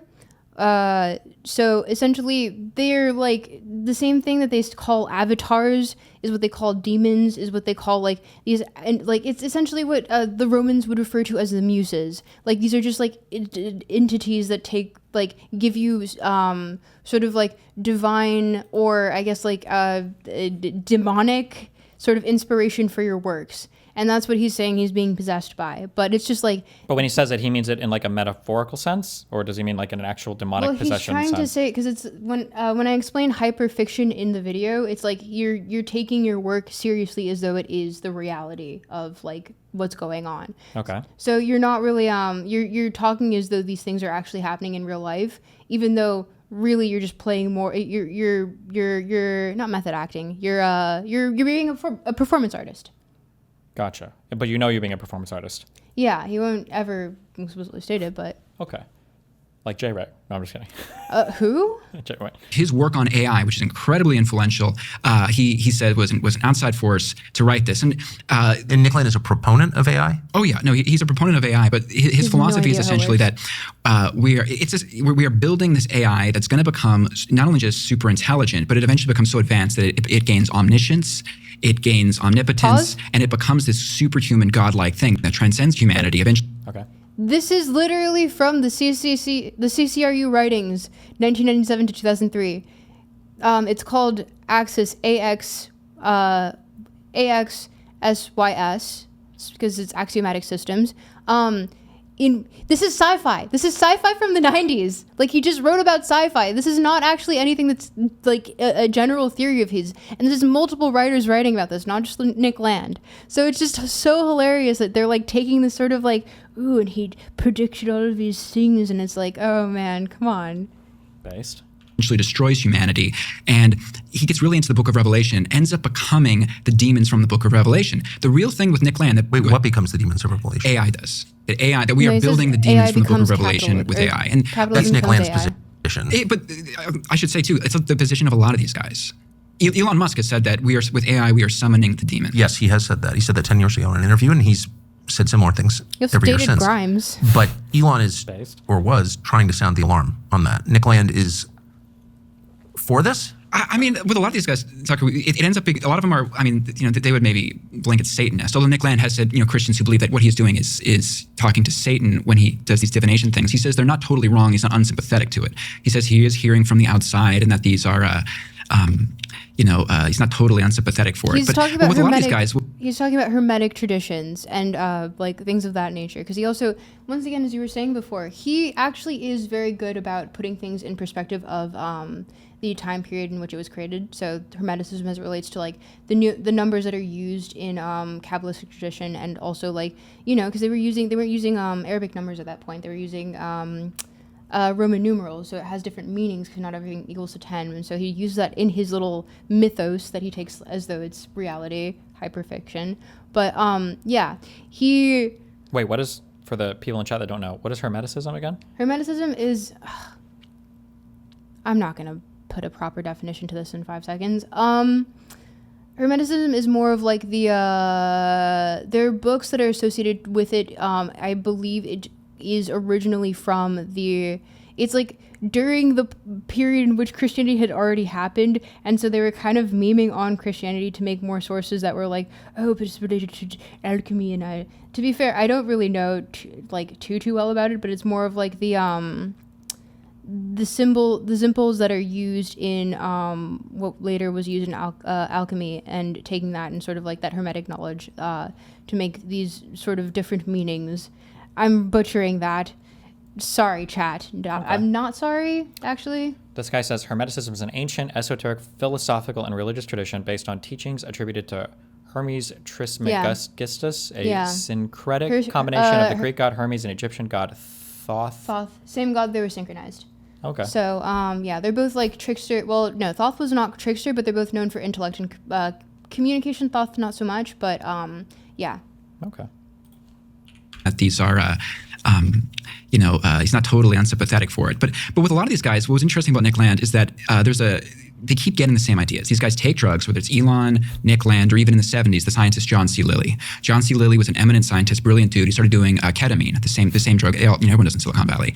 And when they do this drug, even if you're an atheist materialist, it's still interesting, they all get the same idea, which is that the machines are, coming, it's like Skynet, Terminator. They're coming together. They're evolving to eventually take over, and that we are hanging ourselves with the rope we're currently building by building this. But this goes back. Nick Land was interesting, but he became less interesting to me when I realized that other scientists in the 70s, John C. Lilly, the movie Altered States from 1980, his horror movie.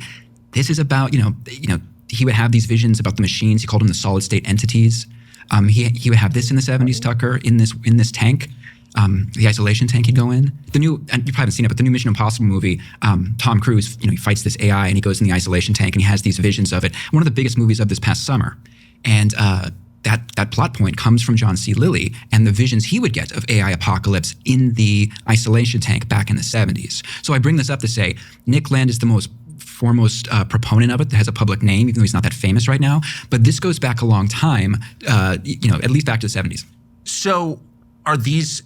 So people take ketamine and they all have the same vision. This is my favorite, or species of this is where my favorite theory of theirs comes in. It's so fucking fun. It's so... Hermeticism is basically Platonism, physical, metaphysical, turned into religion, yes. It leads into Kabbalist tradition. It's not exactly the same thing, though. But, yeah. Enough of them do to make it very strange and alarming. That's the thing, that one of the main influences on both the show I was building, these guys, Brian Geisen, William S. Burroughs, his creative partner, he would say the thing is about getting high and about doing psychedelics is that, you can spot people, eventually who are on the same drug and you're both getting the same ideas. Some drugs, he said, increases telepathy, it puts them on the same wavelength.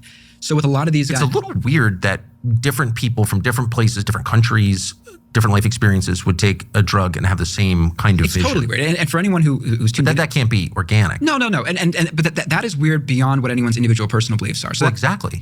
So if anyone... I've complained about this before. I call these just like the truisms. Like you just say things and it's like, oh, sure. But the idea that like different people would take the same drug and have similar feelings, that can't be organic. And it's like...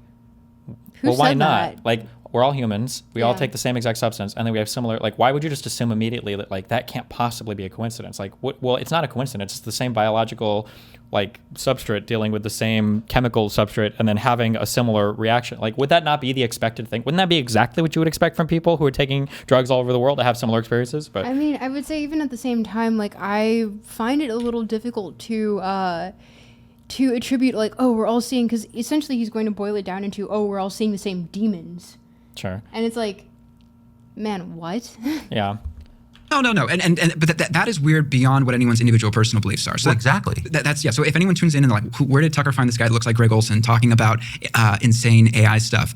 If they're an atheist, they don't believe any of this. Like you're saying, the fact that people are taking these drugs and they're very powerful and they work in tech and they are getting the same ideas, the same fears. They think in some cases they're talking to the same entities. There are books now about, if you take DMT, if you encounter this machine elf, be wary of this. They're encountering the same stuff. That's an interesting phenomenon, just biologically, regardless of what people. Like ancient sacred art has the same images, Right. created on different continents at different periods. They couldn't have had contact with each other. So why are they drawing the same Birdman or the same purse? Because they're seeing the same visions, which suggests that those visions are real. What does it mean when we say real? Like, this is like a thing where we also treat the brain as like a very special organ that is completely and totally fundamentally different from every other part of the body. But like, if I were to say, like, I don't know if this is true, but I'm sure that this is true, that different societies across the planet developed eating utensils. Like, if I were to say that and pretend that's like a profound thought, they would say, well, of course, they have to eat, right? They have to deliver food to their mouth, so of course.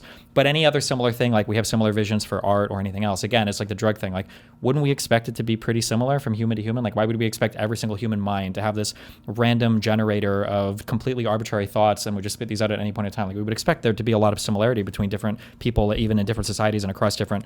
Wittgenstein mentioned. What? Sorry, I saw chats. Wittgenstein mentioned. Oh. Hell yeah. But yeah, no, I think like the thing is that I almost agree with you there.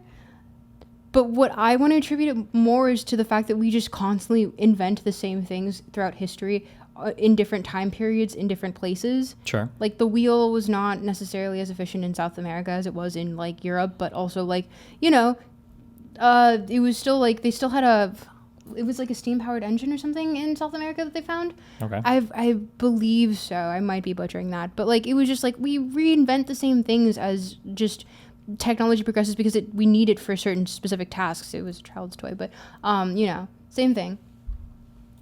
Why is snake worship universal around the world? Serpent worship. Here's something you may not have known. Back in 2000, something you might Snake not worship? You mean like from the growth things that they found table. that looked kind of like D8 thing, dinosaur meaning bones? farms.com. It's worth it. Exactly. Because there's something that people are responding to that's not coming from within them, but outside of them. That was Carl Jung's like main insight is that getting to the idea of can ideas come from without you and not just within you. So yeah. Well, yeah, and the materialist doesn't want to admit that, and our culture has, since we dropped the atom bomb, has sort of written off the possibility that could be true, but it's... Wait, that what could be true? Sorry, hold on. Since we dropped the atom bomb, has sort of written off the possibility that... Wait, have you heard of this one box, two box thing? Nope, good. It's a stupid thought problem about it. Don't worry about it. Getting Okay, the idea sure. of can ideas come from without you and not just within you. So yeah. Well, yeah, and the materialist doesn't want to admit that, and our culture has, since we dropped the atom bomb, has sort of written off the possibility that could be true, but it's just reconnecting with something that every civilization has always assumed was true, which is there's a spiritual realm that's every bit as real as your iPhone or this desk, and it's absolutely real, and it acts on us all the time. And, and that is the truth. Yeah. And That is something that irritates me that they never actually question. He just says it as though it's like fact. Like, oh, we course. all know this. Yeah. They also never consider that, like, you could, like, I mean, for all the things I've been saying, this could totally be subsumed within a materialist worldview, that, like, human biologies will produce the same experiences and phenomenon from society to society, and you don't need an external thing to explain that at all. That could literally all be explained by the fact that we're, all similar creatures. But that it's just, like, given as true, like, oh, like, materialists can't answer this simple question. Why is it that everybody has like a doppelganger myth, or why does everybody, and it's like, well, probably because we all have the same like fears. Notice how these, like, throughout all of human civilization, everybody's afraid of heights. Like, why is that? It's like, well, because if you fall off shit, you probably die. Like, Yeah, no, really. I know, you seem to take that for granted, but it's still shocking to those of us who grew up in, basically a godless country. It's, Totally. I mean, one of the basis for my interest in a lot of this is, my mom was raised in a Christian home. I consider, I'm a Christian myself. And my mom would always say, she became a Christian in the 70s, but she knew all the psychedelic groups back in the 60s, Love, Spirit, Shima would go to Doors shows and all those groups from the late 1960s. And something that she'd say, and that people who are rock and rollers into the occult would say, that they both say the same thing, which is that people take drugs, musicians do. Wait, we're at 2402. Which part? I want to go to I forgot exactly where it happens. Maybe just skip ahead with the button. Here. This is the go forward button. Inspiration for creativity. The tap was that's something every musician knows too. That's why people take drugs for all kinds of reasons. I'll admit, all of that stuff came to that those people took drugs. I mean, I took drugs. People take drugs for all kinds of reasons. I'll admit it, but I didn't know that. I thought that what kind of drugs? That's something my mom says. My mom's a great Christian, one of the all-time greats. And this is something that every musician knows too. That's why they take drugs, is to tap into the spiritual. So I didn't know that. I thought that people took drugs. I mean, I took drugs. People take drugs for all kinds of reasons. I'll admit it, but I always assumed that those insights are really mostly fake insights, but all of that stuff came from within. That it was. I mean, I bought the Freudian analysis of it. That you only use 10% of your brain, and there's this whole sort of primordial sea in your head of thoughts and visions that you're not in touch with on a daily basis, but that drugs thin the membrane. But it never occurred to me a single time until middle age, when I started to see reality, that actually they're coming from outside you. Well, and Tucker, that's a great point. That's something that any psychedelic guy, it's kind of a double standard thing to deal, where when talking about drug use, they'll always say, well, there's no difference between what's going on in my head and what's going outside. We're all one. It's always, I think it was William James said, the great oceanic feeling, but that's always their big insight is, hey man, what's going on in my head is different from what's going outside, until the psychonaut encounters some sort of weird demon on DMT. And then they backtrack and they're like, brother, that's just in my head. Don't worry. What's in my head can't get in your head. So they go from until you have two different people meeting the same demon. Right. And then you realize, it's well, all the mechanical elves opening up their suitcases at you. True. I've never actually experienced it. I don't know. I've never done DMT. No. Sorry guys, I'm lame. No, but I'm just saying again, just to hammer the point again and again and again, because it can't be hammered hard enough, that there is a realm that exists outside of us over which we are not in control. Yes. And that it can enter. You can bring stuff into you. Right. That has control over you. Right. Totally. And, to bring this back into some historical precedent, a good question that, people have asked me are, what are the precedents for this? Because this is really weird to think of people in tech, who are into strange AI stuff. I thought everyone was pretty grounded. But, if you look at, are you familiar with the story of Jack Parsons over at, he... Please tell the story if you don't mind. I'll do a succinct one. Jack Parsons, he grew up in Pasadena. He was brought on by, I think it's Theodore von Karman, this scientist over at, I think it's Caltech, or eventually it was JPL, but he was really into the occult, and he summoned the devil allegedly when he was 13. Really into esoteric stuff, part of this greater LA avant-garde scene. And he's I think he's been said he's the fourth most important person in the history of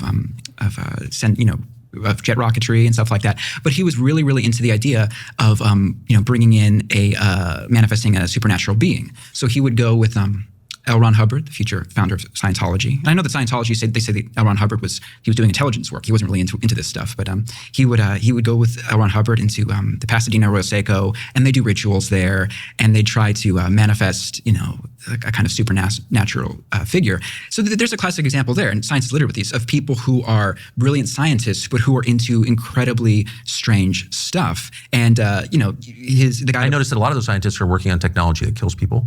Yeah, they also do that too. Nice. And the guy that brought him on. Well, Parsons was doing that. Well, I mean, ultimately, the technology was used to kill people. Which one are you referring to? Rocketry. Oh yeah, rocketry was. And I love what's funny too is either he or von Karman, they donated to my friend Rick Spence. He's like the Doc Brown to my Marty McFly. He's this historian I brought on for my show trying to do it, and he's an expert on Parsons and this stuff. And he pointed out to me that Parsons and von Karman, that they were part of the Pasadena Cell 122 of the Communist Party, which is he said the exact same one that I forget if it was Robert or Frank Oppenheimer in Pasadena were also donating money to. So there's an incidental funny historical connection there between Oppenheimer and Parsons and the Communist Party. But as if we needed more evidence that nuclear weapons are demonic. Well, I know this upsets certain people on the so-called right, but it's evil, and if you can't see it, it's evil. Nuclear, yeah. It is funny though. I was going to say the Parsons, the guy that brought Parsons on, this guy. Straight association with, like, an economic theory being directly related to the spiritual, occult, Abrahamic, demonic, like. Yeah, I love thinking about going to Dante's Inferno and like imagining the seventh circle of hell being full of just fucking finance bros. Like it doesn't make. What are you fucking on? Yeah, a lot of this is like sometimes it calls like constellation drawing, where it's like when you hit a thing that's of sufficient size, you're going to be able to find a connection to, like, everything's going to be literally 1 or 2 degrees removed from anything else. Like, I'm pretty sure at this point in my life, I'm probably 3 degrees removed from Hitler, depending on, like, in terms of people I've met. But like you, and then especially when you get into like actual like wealthy people or people that are working huge projects or whatever, like you can draw these connections for anything, but they never actually demonstrate. How are you 3 degrees away from Hitler? I'm sure if we thought about it, maybe.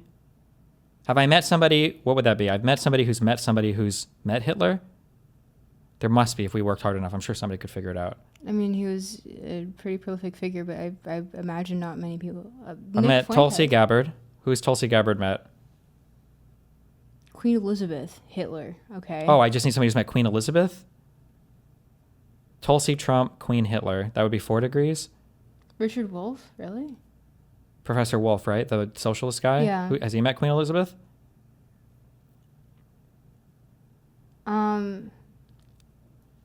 Are we, man, we're not really, we haven't. Lex Friedman? Has he met Queen Elizabeth? Piers Morgan. He must have met the Queen. Piers, Queen, Hitler. There. Do you think the Queen met Hitler? I don't know. They said it in chat. Wasn't she like 18 in World War II or some shit? Yeah, that's why I'm like. Oh shit, no, wait. Why the fuck would she have met Hitler? Yeah. I'm sure I'm 4 degrees. She must have met somebody who met Hitler. Theodor von Karman. And von Karman's father told Karman, brilliant scientist, that he was descended from, I'm just going to butcher the names here, but I think it was Rabbi Low, the 16th century Prague rabbi who brought together the Golem. Which I bring up because that's something you notice with AI too, is a lot of the main figures in AI, they all think of themselves as being descended from creating a golem. And the nature of digital life, and this is also very important to Nick Land's thinking, is very similar to Kabbalah, which is you're using, in digital life, 1s and 0s, but you're using an algorithm, a set of instructions to bring an inanimate object to life, which is the creation of a golem. You know, you use clay, it's man as God. So tell us what a golem is. Man, never thought. This would be the part, okay. Tucker's asking me what a golem is, where the movie would do the record scratch freeze frame. You might be wondering how I got here. Tell us what a golem is, Con. A golem is essentially, it's a creature, mythical, but with digital life, where we've already kind of created them. The idea of man creating a creature that's an artificial life form. So back in the 16th century, the idea was you'd take clay and then you'd create the little parts of a little man, kind of create like a Frankenstein. Frankenstein's a golem, yeah, essentially. No. But you'd have the algorithm, or the ritual, and you'd animate the thing, using symbols. Wait, why is Frankenstein not a golem? Because he's made out of human parts? Yes. Okay. And numbers, and it would eventually come to life. And be your slave. Well, what's funny is it'd be your slave, but the legend of the golem in Prague, and it's probably assuredly just a legend, is that it broke free and started killing people and Okay, hold on. We've got. They whipped that up fast. Tulsi Gabbard, Carrie, Queen, something. Queen Elizabeth. Then this. People, somebody, and Hitler. There we go. Boom. Huh. Well, you're closer to Stalin. There must be. Well, no, we can shortcut these two with Piers, right? Somebody up here is Churchill. It's one of this fat fucker. Stalin, Queen. 1, 2, 3, 4. There's no. These guys never met ever. I don't know. Okay. I mean, you can do better, guys. Work on it. They'll work on it. The brain trust will get in there, okay? Doing all these things. So that's an important point to make, is when people talk. Why do we assume that's a legend? Sorry, did I say Gore? I meant Carrie. My bad. Carrie is the longer phrase. The golem in Prague, and it's probably assuredly just a legend, is that it broke free and started killing people and doing all these things. So that's an important point to make, is when people talk. Why do we assume that's a legend? You would think that would have gone viral on TikTok and something in the 16th century, if they had that. I mean, what's funny though is that you look at stuff like the Terminator movies and this idea of AI apocalypse, which is very, very big right now. I mean, the Washington Journal.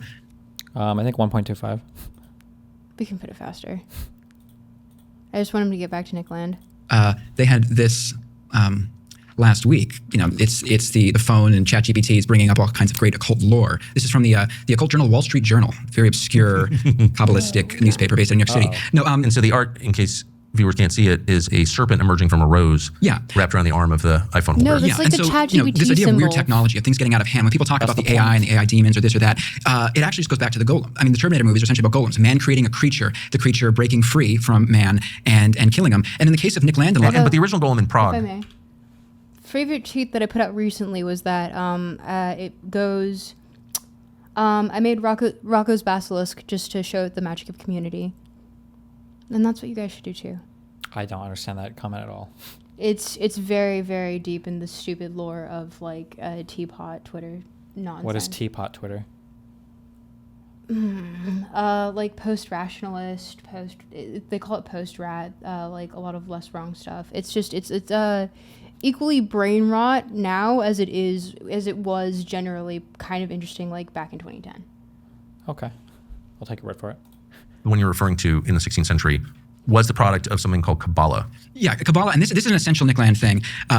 What is Kabbalah? Kabbalah is something, after the destruction of the first temple, the Jewish people were famously enslaved and taken captive by the Babylonians. This is where the book of Daniel's written. And what Nick Land does, and a lot of these guys do, is they end up perverting Jewish history. And they, in the Bible it says, salvation is of the Jews, which people forget. And a lot of people that don't like Jews, they forget, the Bible comes from the Jews. It's almost all exclusively written by Jewish men, maybe not the book of Luke. So what Nick Land does, and a lot of these guys, is they say the real purpose of the Jewish people was that they picked up Kabbalah from the Babylonians back in maybe 5th century before Christ, and that they kept it. It eventually becomes, Kabbalah is essentially, it's a form of Whoa! We've got to be closer to Epstein than 3 degrees, right? Certainly I met somebody who's met Epstein. I'm sure Pierre's met Epstein or somebody, no? About this, is it Whoops, wrong. We'll say magic. I mean, Gary Lockman says that what we think of as occultism is all essentially Kabbalah, at least in the West. It's a form of magic. It's a form of, I'm going to butcher this because I'm not a scholar on it. But essentially, what Nick Land believes is that the Jewish people, they kept the Kabbalah. It eventually becomes digital life, through ones and zeros. But it's a Gnostic religion, which is to say it's hidden from non-initiates. Yeah, I mean, there's a mainstream version of it, but Gnostic, that would be esoteric. But whatever. It eventually kind of becomes what they believe.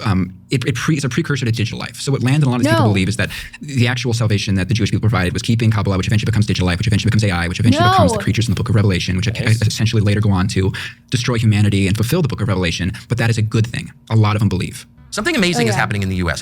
I mean, if it didn't already come across in my video, the CCRU is deeply anti-humanitarian, and also anti-human in general. Like, they think that, famous Nick Land quote goes, humans should be studied, but just so much as the interest of the experience of sea slugs. Like, it's like, okay, man, I get it, you're edgy, you don't really care about other people, cool.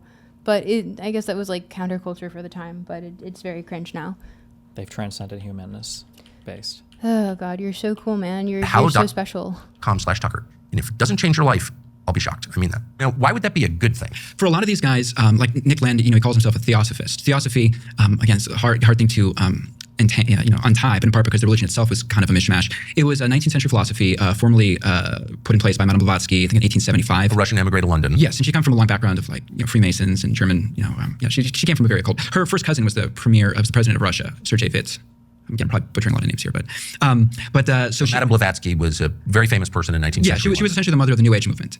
So what she believed, it's Western esotericism mixed with Eastern religion. It's essentially proto-hippie, proto-California counterculture stuff. A great book on this, one of my favorite books, is a book by Martin Green called Mountain of Truth about Ascana, Switzerland. It's about the birth of the modern counterculture, the California counterculture.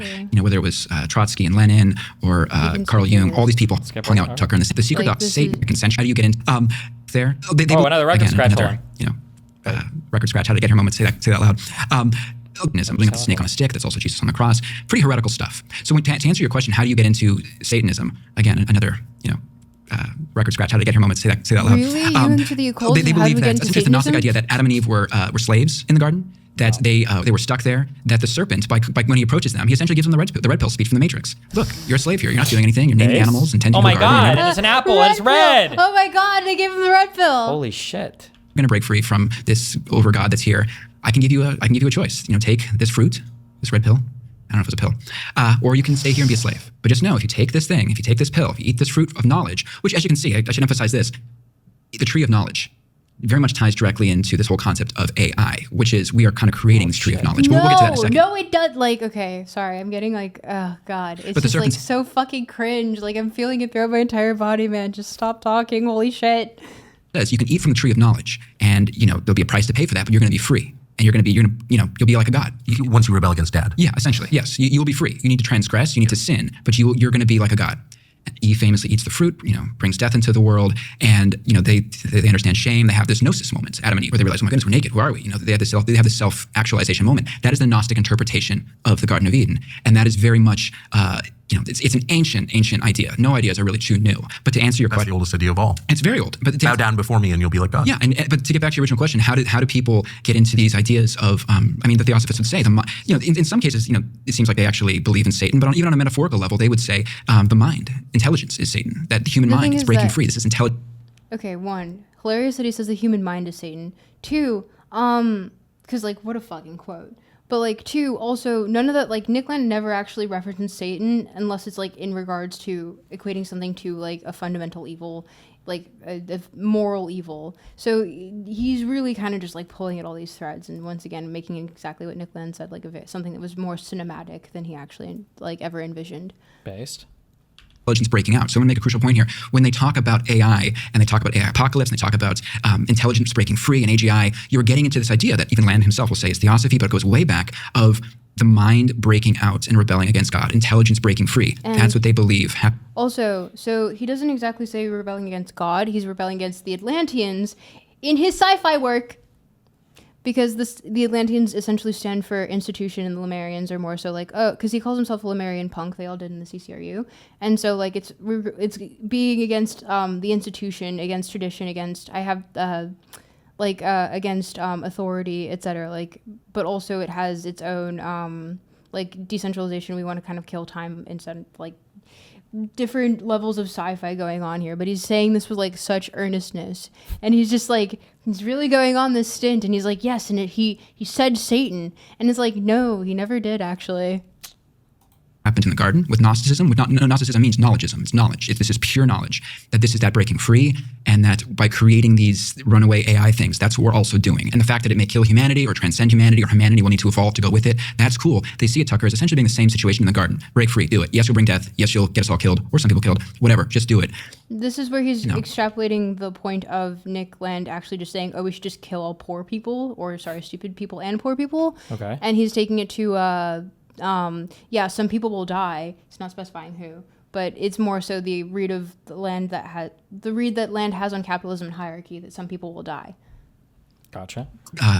Cults typically don't buy green bananas as far as thinking ahead. They don't. And but this is a religion for people who don't have children. No. Of course. Just do it. Right. So what I think you've successfully done is tied a bunch of different threads together and pointed them all the way back to the origin story. Well, I hope I did. I hope I just didn't do the It's Always Sunny meme of him having the all these index cards. No, it's very hard to No, I think you laid out the thematic basis of Gnosticism, Kabbalah, whatever you're calling it, the occult. It's all a rebellion against God, and it's always predicated on the same transaction, which is bow down before me and I will give you power. Well, it definitely can be that. And I want to emphasize, they do pervert Jewish history by making the Jewish people, by them preserving the Kabbalah when they're in exile and picking it up. They say that's the real purpose of the Jewish people. And the people that are into the AI forerunners, whether it's Marvin Minsky, who was one of the Epstein, that was one of the guys, that the girl who I think killed herself in the last year. She said she met Marvin Minsky and was told to have sex with this dude. He's one of the founding fathers of AI, but he comes from this the background of having fathers. He comes from the background. He was told that he was the descendant of Rabbi Lowe, the Prague guy that created the Golem, as was Jack Good, who wrote one of the main books that is about AI in 1965. He was a relative of the... Yeah, but most of them aren't. I think the one I mentioned earlier, Theodore von Karman, actually was. He was the one that was told, you actually are descended from him. The other one, it's more like telling a WASP kid, you're a descendant of George Washington or whatever. Right, you're Mayflower descendant. Yeah, but even though they kind of pervert Jewish history like that, anti-Semites also love Kabbalah too. I mean, even it was founded in 2008 in Hitler's personal library. He had a book from Ernest Schertl, the Aleister Crowley of Germany, and famously, not many people know this story because it's recent, but Hitler was circling Kabbalistic things about Satan and this stuff. No. So, and this is something that Gary Lockman's pointed out. It's a key part of Jewish history, but also even people that hate Jews also really get into Kabbalah too. So I don't want to generalize too much. Interesting. So back to Land. So Land is this academic. He's a tenured philosophy professor. Or he's a philosophy professor he was not. At British University. He was not. He describes himself or has been. How could he get fired if he was tenured? No, don't you have to fuck up really hardcore? He wasn't even a professor. Okay, sure. He was a supervisor. been described For as PhD grads. occupied by demons, possessed by demons. Oh yeah, my friend Simon, I think I mentioned it earlier. And he was when never went out there, I possessed said, by you know, demons. He was possessed by avatars that they also substituted as demons, but also substituted as muses, the just divine inspiration for art and creation. the legend around Land is he had been possessed by at least 3 or 4 demons at the same So time. normally, like as a resume point, that would be a deal killer. Like mean, if someone comes to you and says, "I want to work for you. I'm possessed by demons," you would say, "No, I don't want any demon-possessed employees." But for Land, Typically, yeah. that increases his stature with certain people. Well, totally. I mean, this is something, and this is a huge thing I learned, Tucker, in researching this thing. That I was reading this book because with Land and his group of academics, the CCRU, the Cultural Cybernetic Research Unit, they were very much based off of Genesis P-Orridge's Temple of Psychic Youth, where the idea comes from Burroughs, which is to use modern tech to its fullest for occult purposes. That the modern magician does not shy away from using the latest tech. That was William Burroughs' thing. There's a great book called The Occult World of William S. Burroughs, and it talks about how he'd use audio recordings, movies, editing to try to edit reality, to try to create a glitch in the matrix or whatever you want to say. Hyperfiction is essentially from this premise. To do that. So Land and his guys. Can I interject and just say you've mentioned Jack Parsons, you've mentioned Bill Burroughs, all the legends, yeah. all the legends. But if you look at the life trajectory of all of these people, it ends in poverty, misery, insanity, suicide, addiction, alienation. Like, is there a single person in the world you're now describing for whom it ends well? No, and that was one of the reasons that was really surprising researching Land is he mentioned this guy Kenneth Grant, who's a powerful magician, Aleister Crowley's secretary. And what Kenneth Grant said, very steeped in the occult English guy, he said about rock and roll, which again was the basis from the show of like rock and the occult. He said, Kenneth Grant said, of course rock and roll is demonic. He goes, look at the way their lives end. He goes, of course this is horrible for you. So when I read that, yes, when you die at 27 of self-inflicted wounds, as famously so many of them did, that's not like a sign that you're on the right path, right? It ends horribly for most of them, but the fact that Kenneth Grant had said the that. 27 Club is based, duh. What do you mean by based? Amy Winehouse, the other people that died at 27. You don't mean it's good they died at 27. Yeah. You're making a joke. Never mind. Yeah. I got it. My bad. This wasn't coming from a pastor. This was coming from Aleister Crowley's Okay. secretary. I was like, this is the show. I was like, when you got this guy saying that. So Tucker, when I found that Nick Land was influenced by this guy Kenneth Grant, this famous black magician, I was like, wait a second. That's when I knew I had more than a show. I'm like, wait, the goth legends, Bauhaus, Coil, Nurse with Wound. Again, we got to take a break. I don't think we'll ever bring up Nurse with Wound again on your show. So that's I have to let you know that I'm just an intellectual and no one else would bring this up on your show. Sorry, you only bring peons to talk about stupid, archaic things. Literally no idea what you're talking about. But the fact that there was a huge intersection between the industrial music scene and these hardcore occult practitioners and the current AI leaders in Silicon Valley, I was like, what have I stumbled into? What is going on here? So when Aleister Crowley's secretary says, of course rock and roll is demonic, basically, I mean, you've got the horseshoe effect. Just right here. So here you have Aleister Crowley, like famous Satanist. Yeah. I mean, I would say he would say he's a Gnostic, but you do get into a thing of like, well, what is Gnosticism? Yeah, well, that Satanist is my description, right. But it seems obvious to me. But whatever, a guy who's like worshiping demons. Heavily into occult. When his secretary says rock and roll is demonic, agreeing with like every the famous every Baptist pastor, every kid who cried because his dad took his Emerson, Lake and Palmer albums in the 70s. I guess it all was very obvious, right? Well, that's how I knew I could finally make the show is because there's. I mean, of course it's demonic. Like, duh. Well, I think a lot of it. I mean, you can't argue with Aleister Crowley's secretary. I think it's the main. That's right. But that was what's interesting. Why I finally wanted to do the show is for so many decades you couldn't do a show like this because everyone gets so defensive about rock and roll, about taking a child's toy away. Where it's like One of the biggest, this is just a political thing, but it's this meme of like, we can't talk about this thing. I feel like people have been complaining about culture or counterculture or stuff related to music since probably the very first musical thing was probably played. Like, I'm sure the first caveman who banged on a rock spawned a critic like instantly. Oh, shut the fuck up, man. This whole thing of like, we could never criticize this thing, or like we couldn't criticize rock and roll or whatever else. Oh, they got to you and 5 people for Hitler.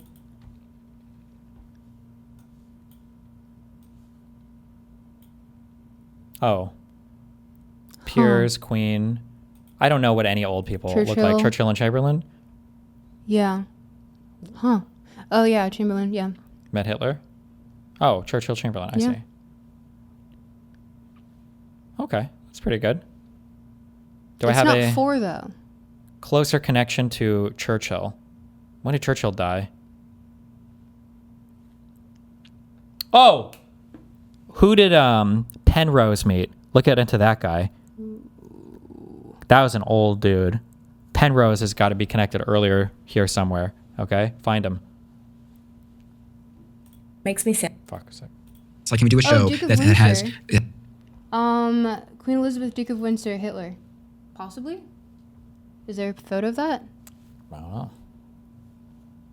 pastors, it has Christians, it has rabbis, it has all these people who talk about the religious aspect of music. But then could you also get these other people who are into the darker side of things to also talk about it? And for so long, especially with a lot of Christians, they would be so defensive about it. There's nothing wrong with it. I can do what I want with this. That you can find that led to where we are now. I mean, he was commissioned by this in England, and this is about the unity of the crowd and the shouting. Never got more pushback for any. You know, as a journalist, whenever you ask that you talk about prison, yeah. So that's. But here's a question I've had for you.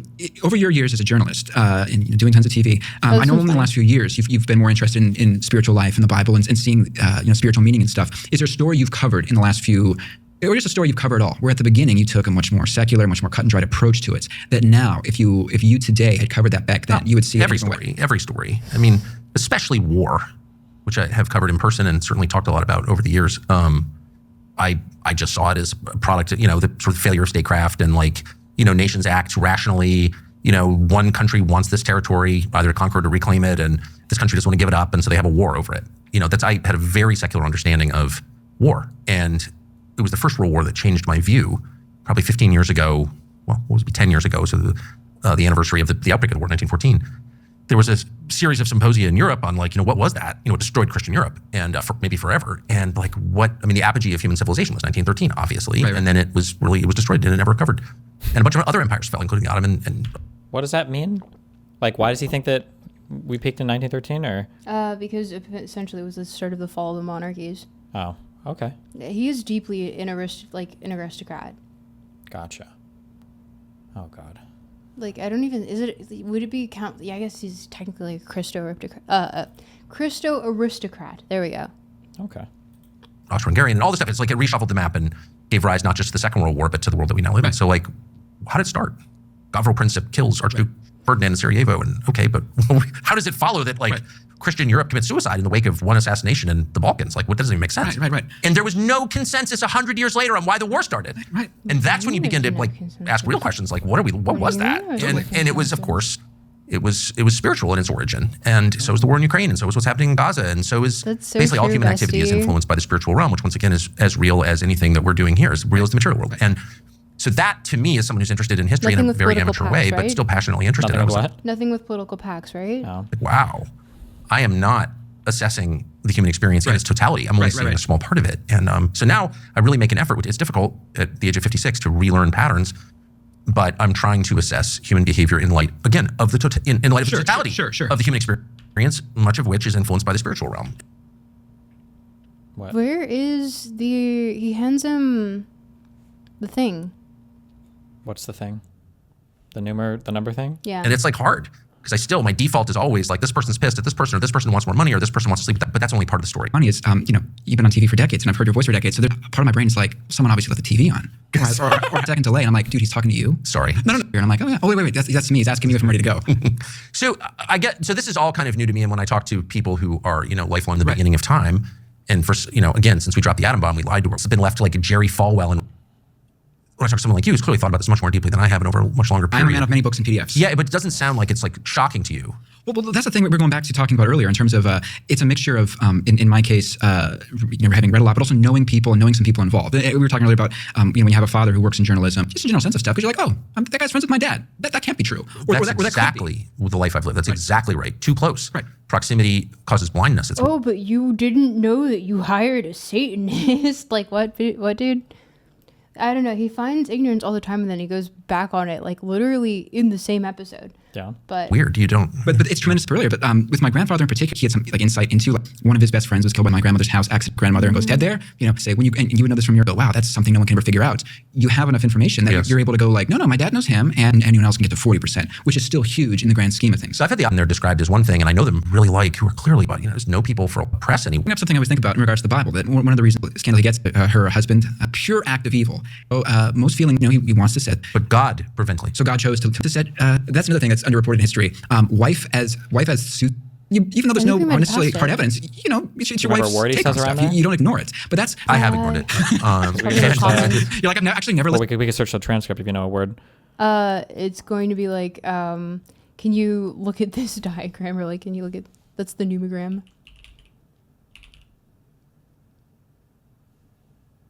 It might be there, yeah. Right at the very beginning. Did we miss it? Maybe. No, I don't think it's that. Sorry, it might be. Is there another one? Look at this graph. Look up, Nemogram. Oh, wait. Oh, we were There. close to it. It's probably Yeah. this. Yeah. You get 65. That'll help you with the 66th. So the Bible's, it's about a lot about trees. And so one of Nick Land's favorite things that the CCRU, his academic collective, that they ended up coming through, they say it was a channeling, or it came to them when they were staying at Aleister Crowley's house in England in 1998. And they came up with something called the numogram. And people listening to this won't be able to see it, but I want you to hold that up. That is his... I want you to hold this up. The numogram. We have the numogram. Okay. Printed off on the same throwaway paper that he has. system. Okay. That is... Can we just like, If you're familiar with... Can you just hold it up? Yeah. What can you garner from this? From this? Yeah. Um, Also, I don't do videos on the Dark Enlightenment. I just do videos on general philosophy. I just happened to start with Nick Land because I thought he was silly. I feel like this is the topology of the world that we live in right now. Like you can see here, like we start off at the foundational, which is number 1, but we can abstract away in higher dimensions and lower dimensions of spirituality. So you can see how like the 1 and the 8 connect, and that makes sense too, because if you lean 8 over, it's the infinite, and we would have an infinite connection in like the lower worlds. And then you can also see how like when we speak to our own reality, it loops back. This is the hyper, and then the hyper reality. So like from 1 to hyper reality. You can see like 2, 8, like 2 infinites, like you've got your hermetical connections and everything. I don't know. Sorry. How does he get to 45 here? 45? Yeah, how does he get to 45 for the audience?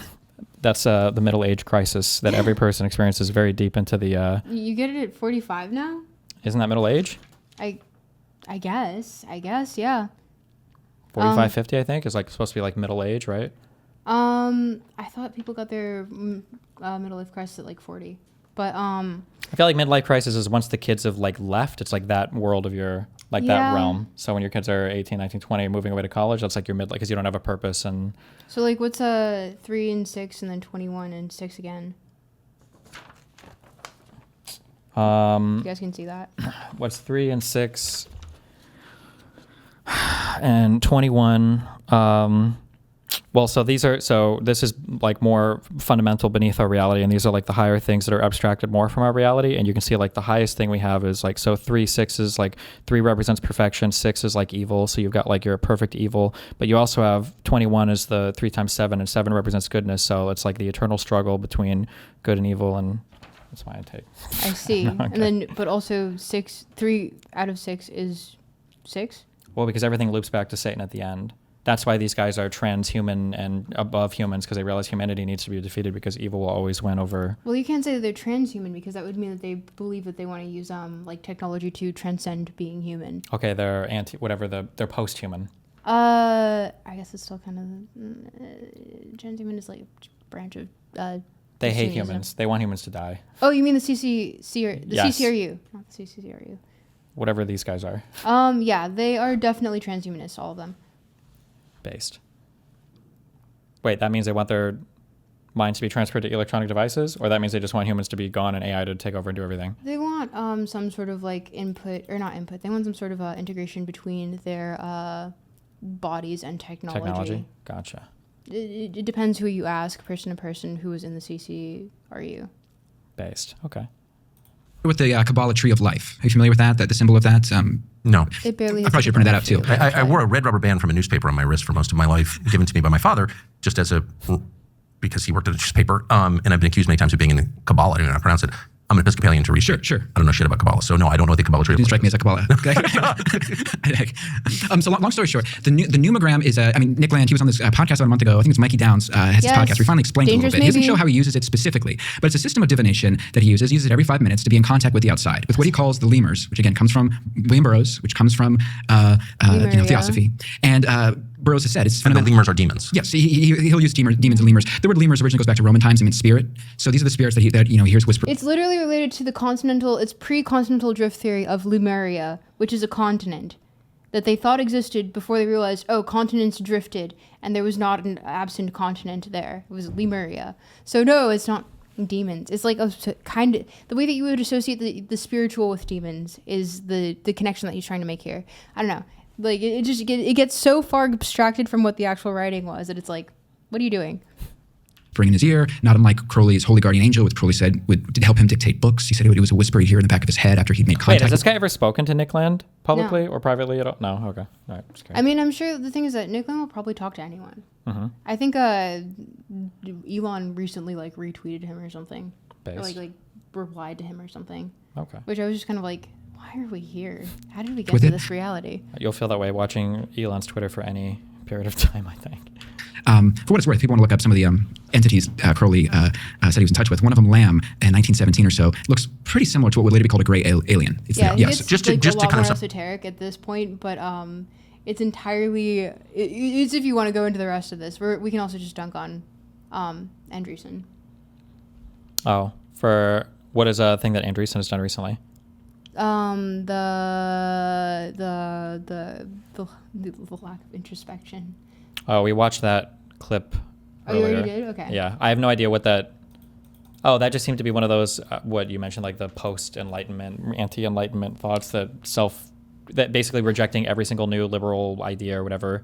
Yeah, I think he just really thought he was cooking for a second. I feel like the way every time I hear Mark Andreessen talk about anything, but it always seems like the dumbest thing I've ever heard in my entire life. Yeah. I don't know if I've heard Andreessen say a single intelligent thing ever in my entire life. I hate that guy so much. I like how he's just like actually thinking about anything and just being. Because I remember like he tried to change the definition on Twitter and he's like thinking about anything and like ruminating on it is like obviously bad. And it's like, no, bro, that wasn't what you were saying. You were just saying being introspective is dumb.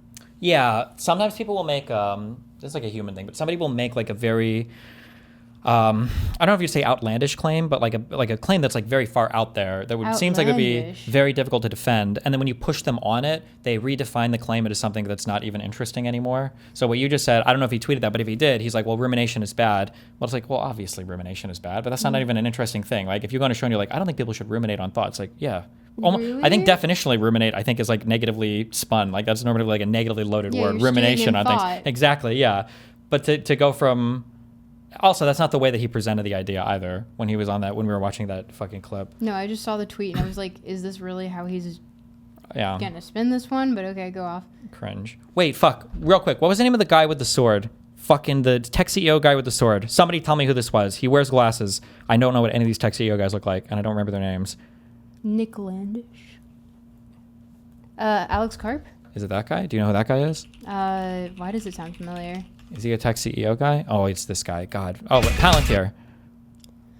God, fuck. I hate all of these fucking tech CEO fucking people. I hate them all so much.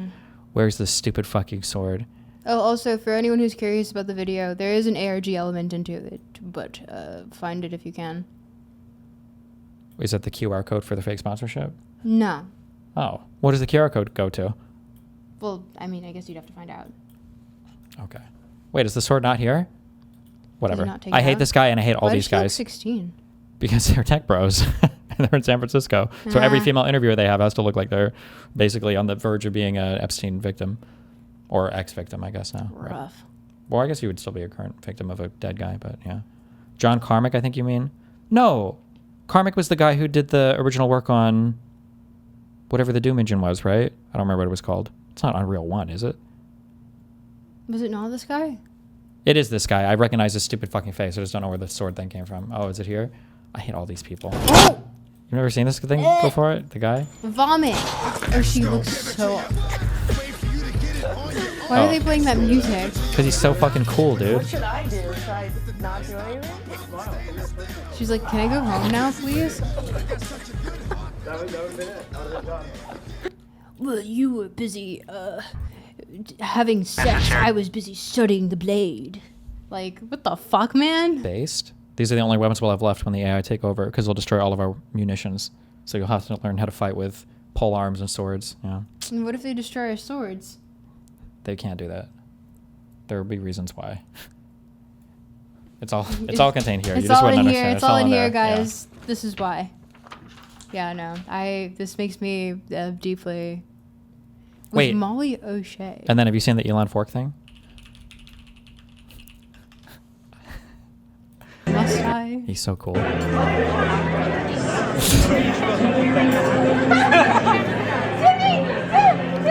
Internet amazed? No. I love it when, like... Everyone just just like, oh my god, you're so smart. Wow, I'm so proud of you. He's entering the hyperdimension. True. And it's just, who's gonna stop him? It's gonna be like, man, you're just fucking dumb. Once the new administration comes in, who knows? Yeah, I don't know. Oh, wait, final meme. Final meme. Do you know why do you remember when Elon was doing the jump thing a lot when he was on the campaign trail? He was like jumping a lot on stage and people were kind of laughing at him for it. I mean, kind of. Do you know why he was jumping? No.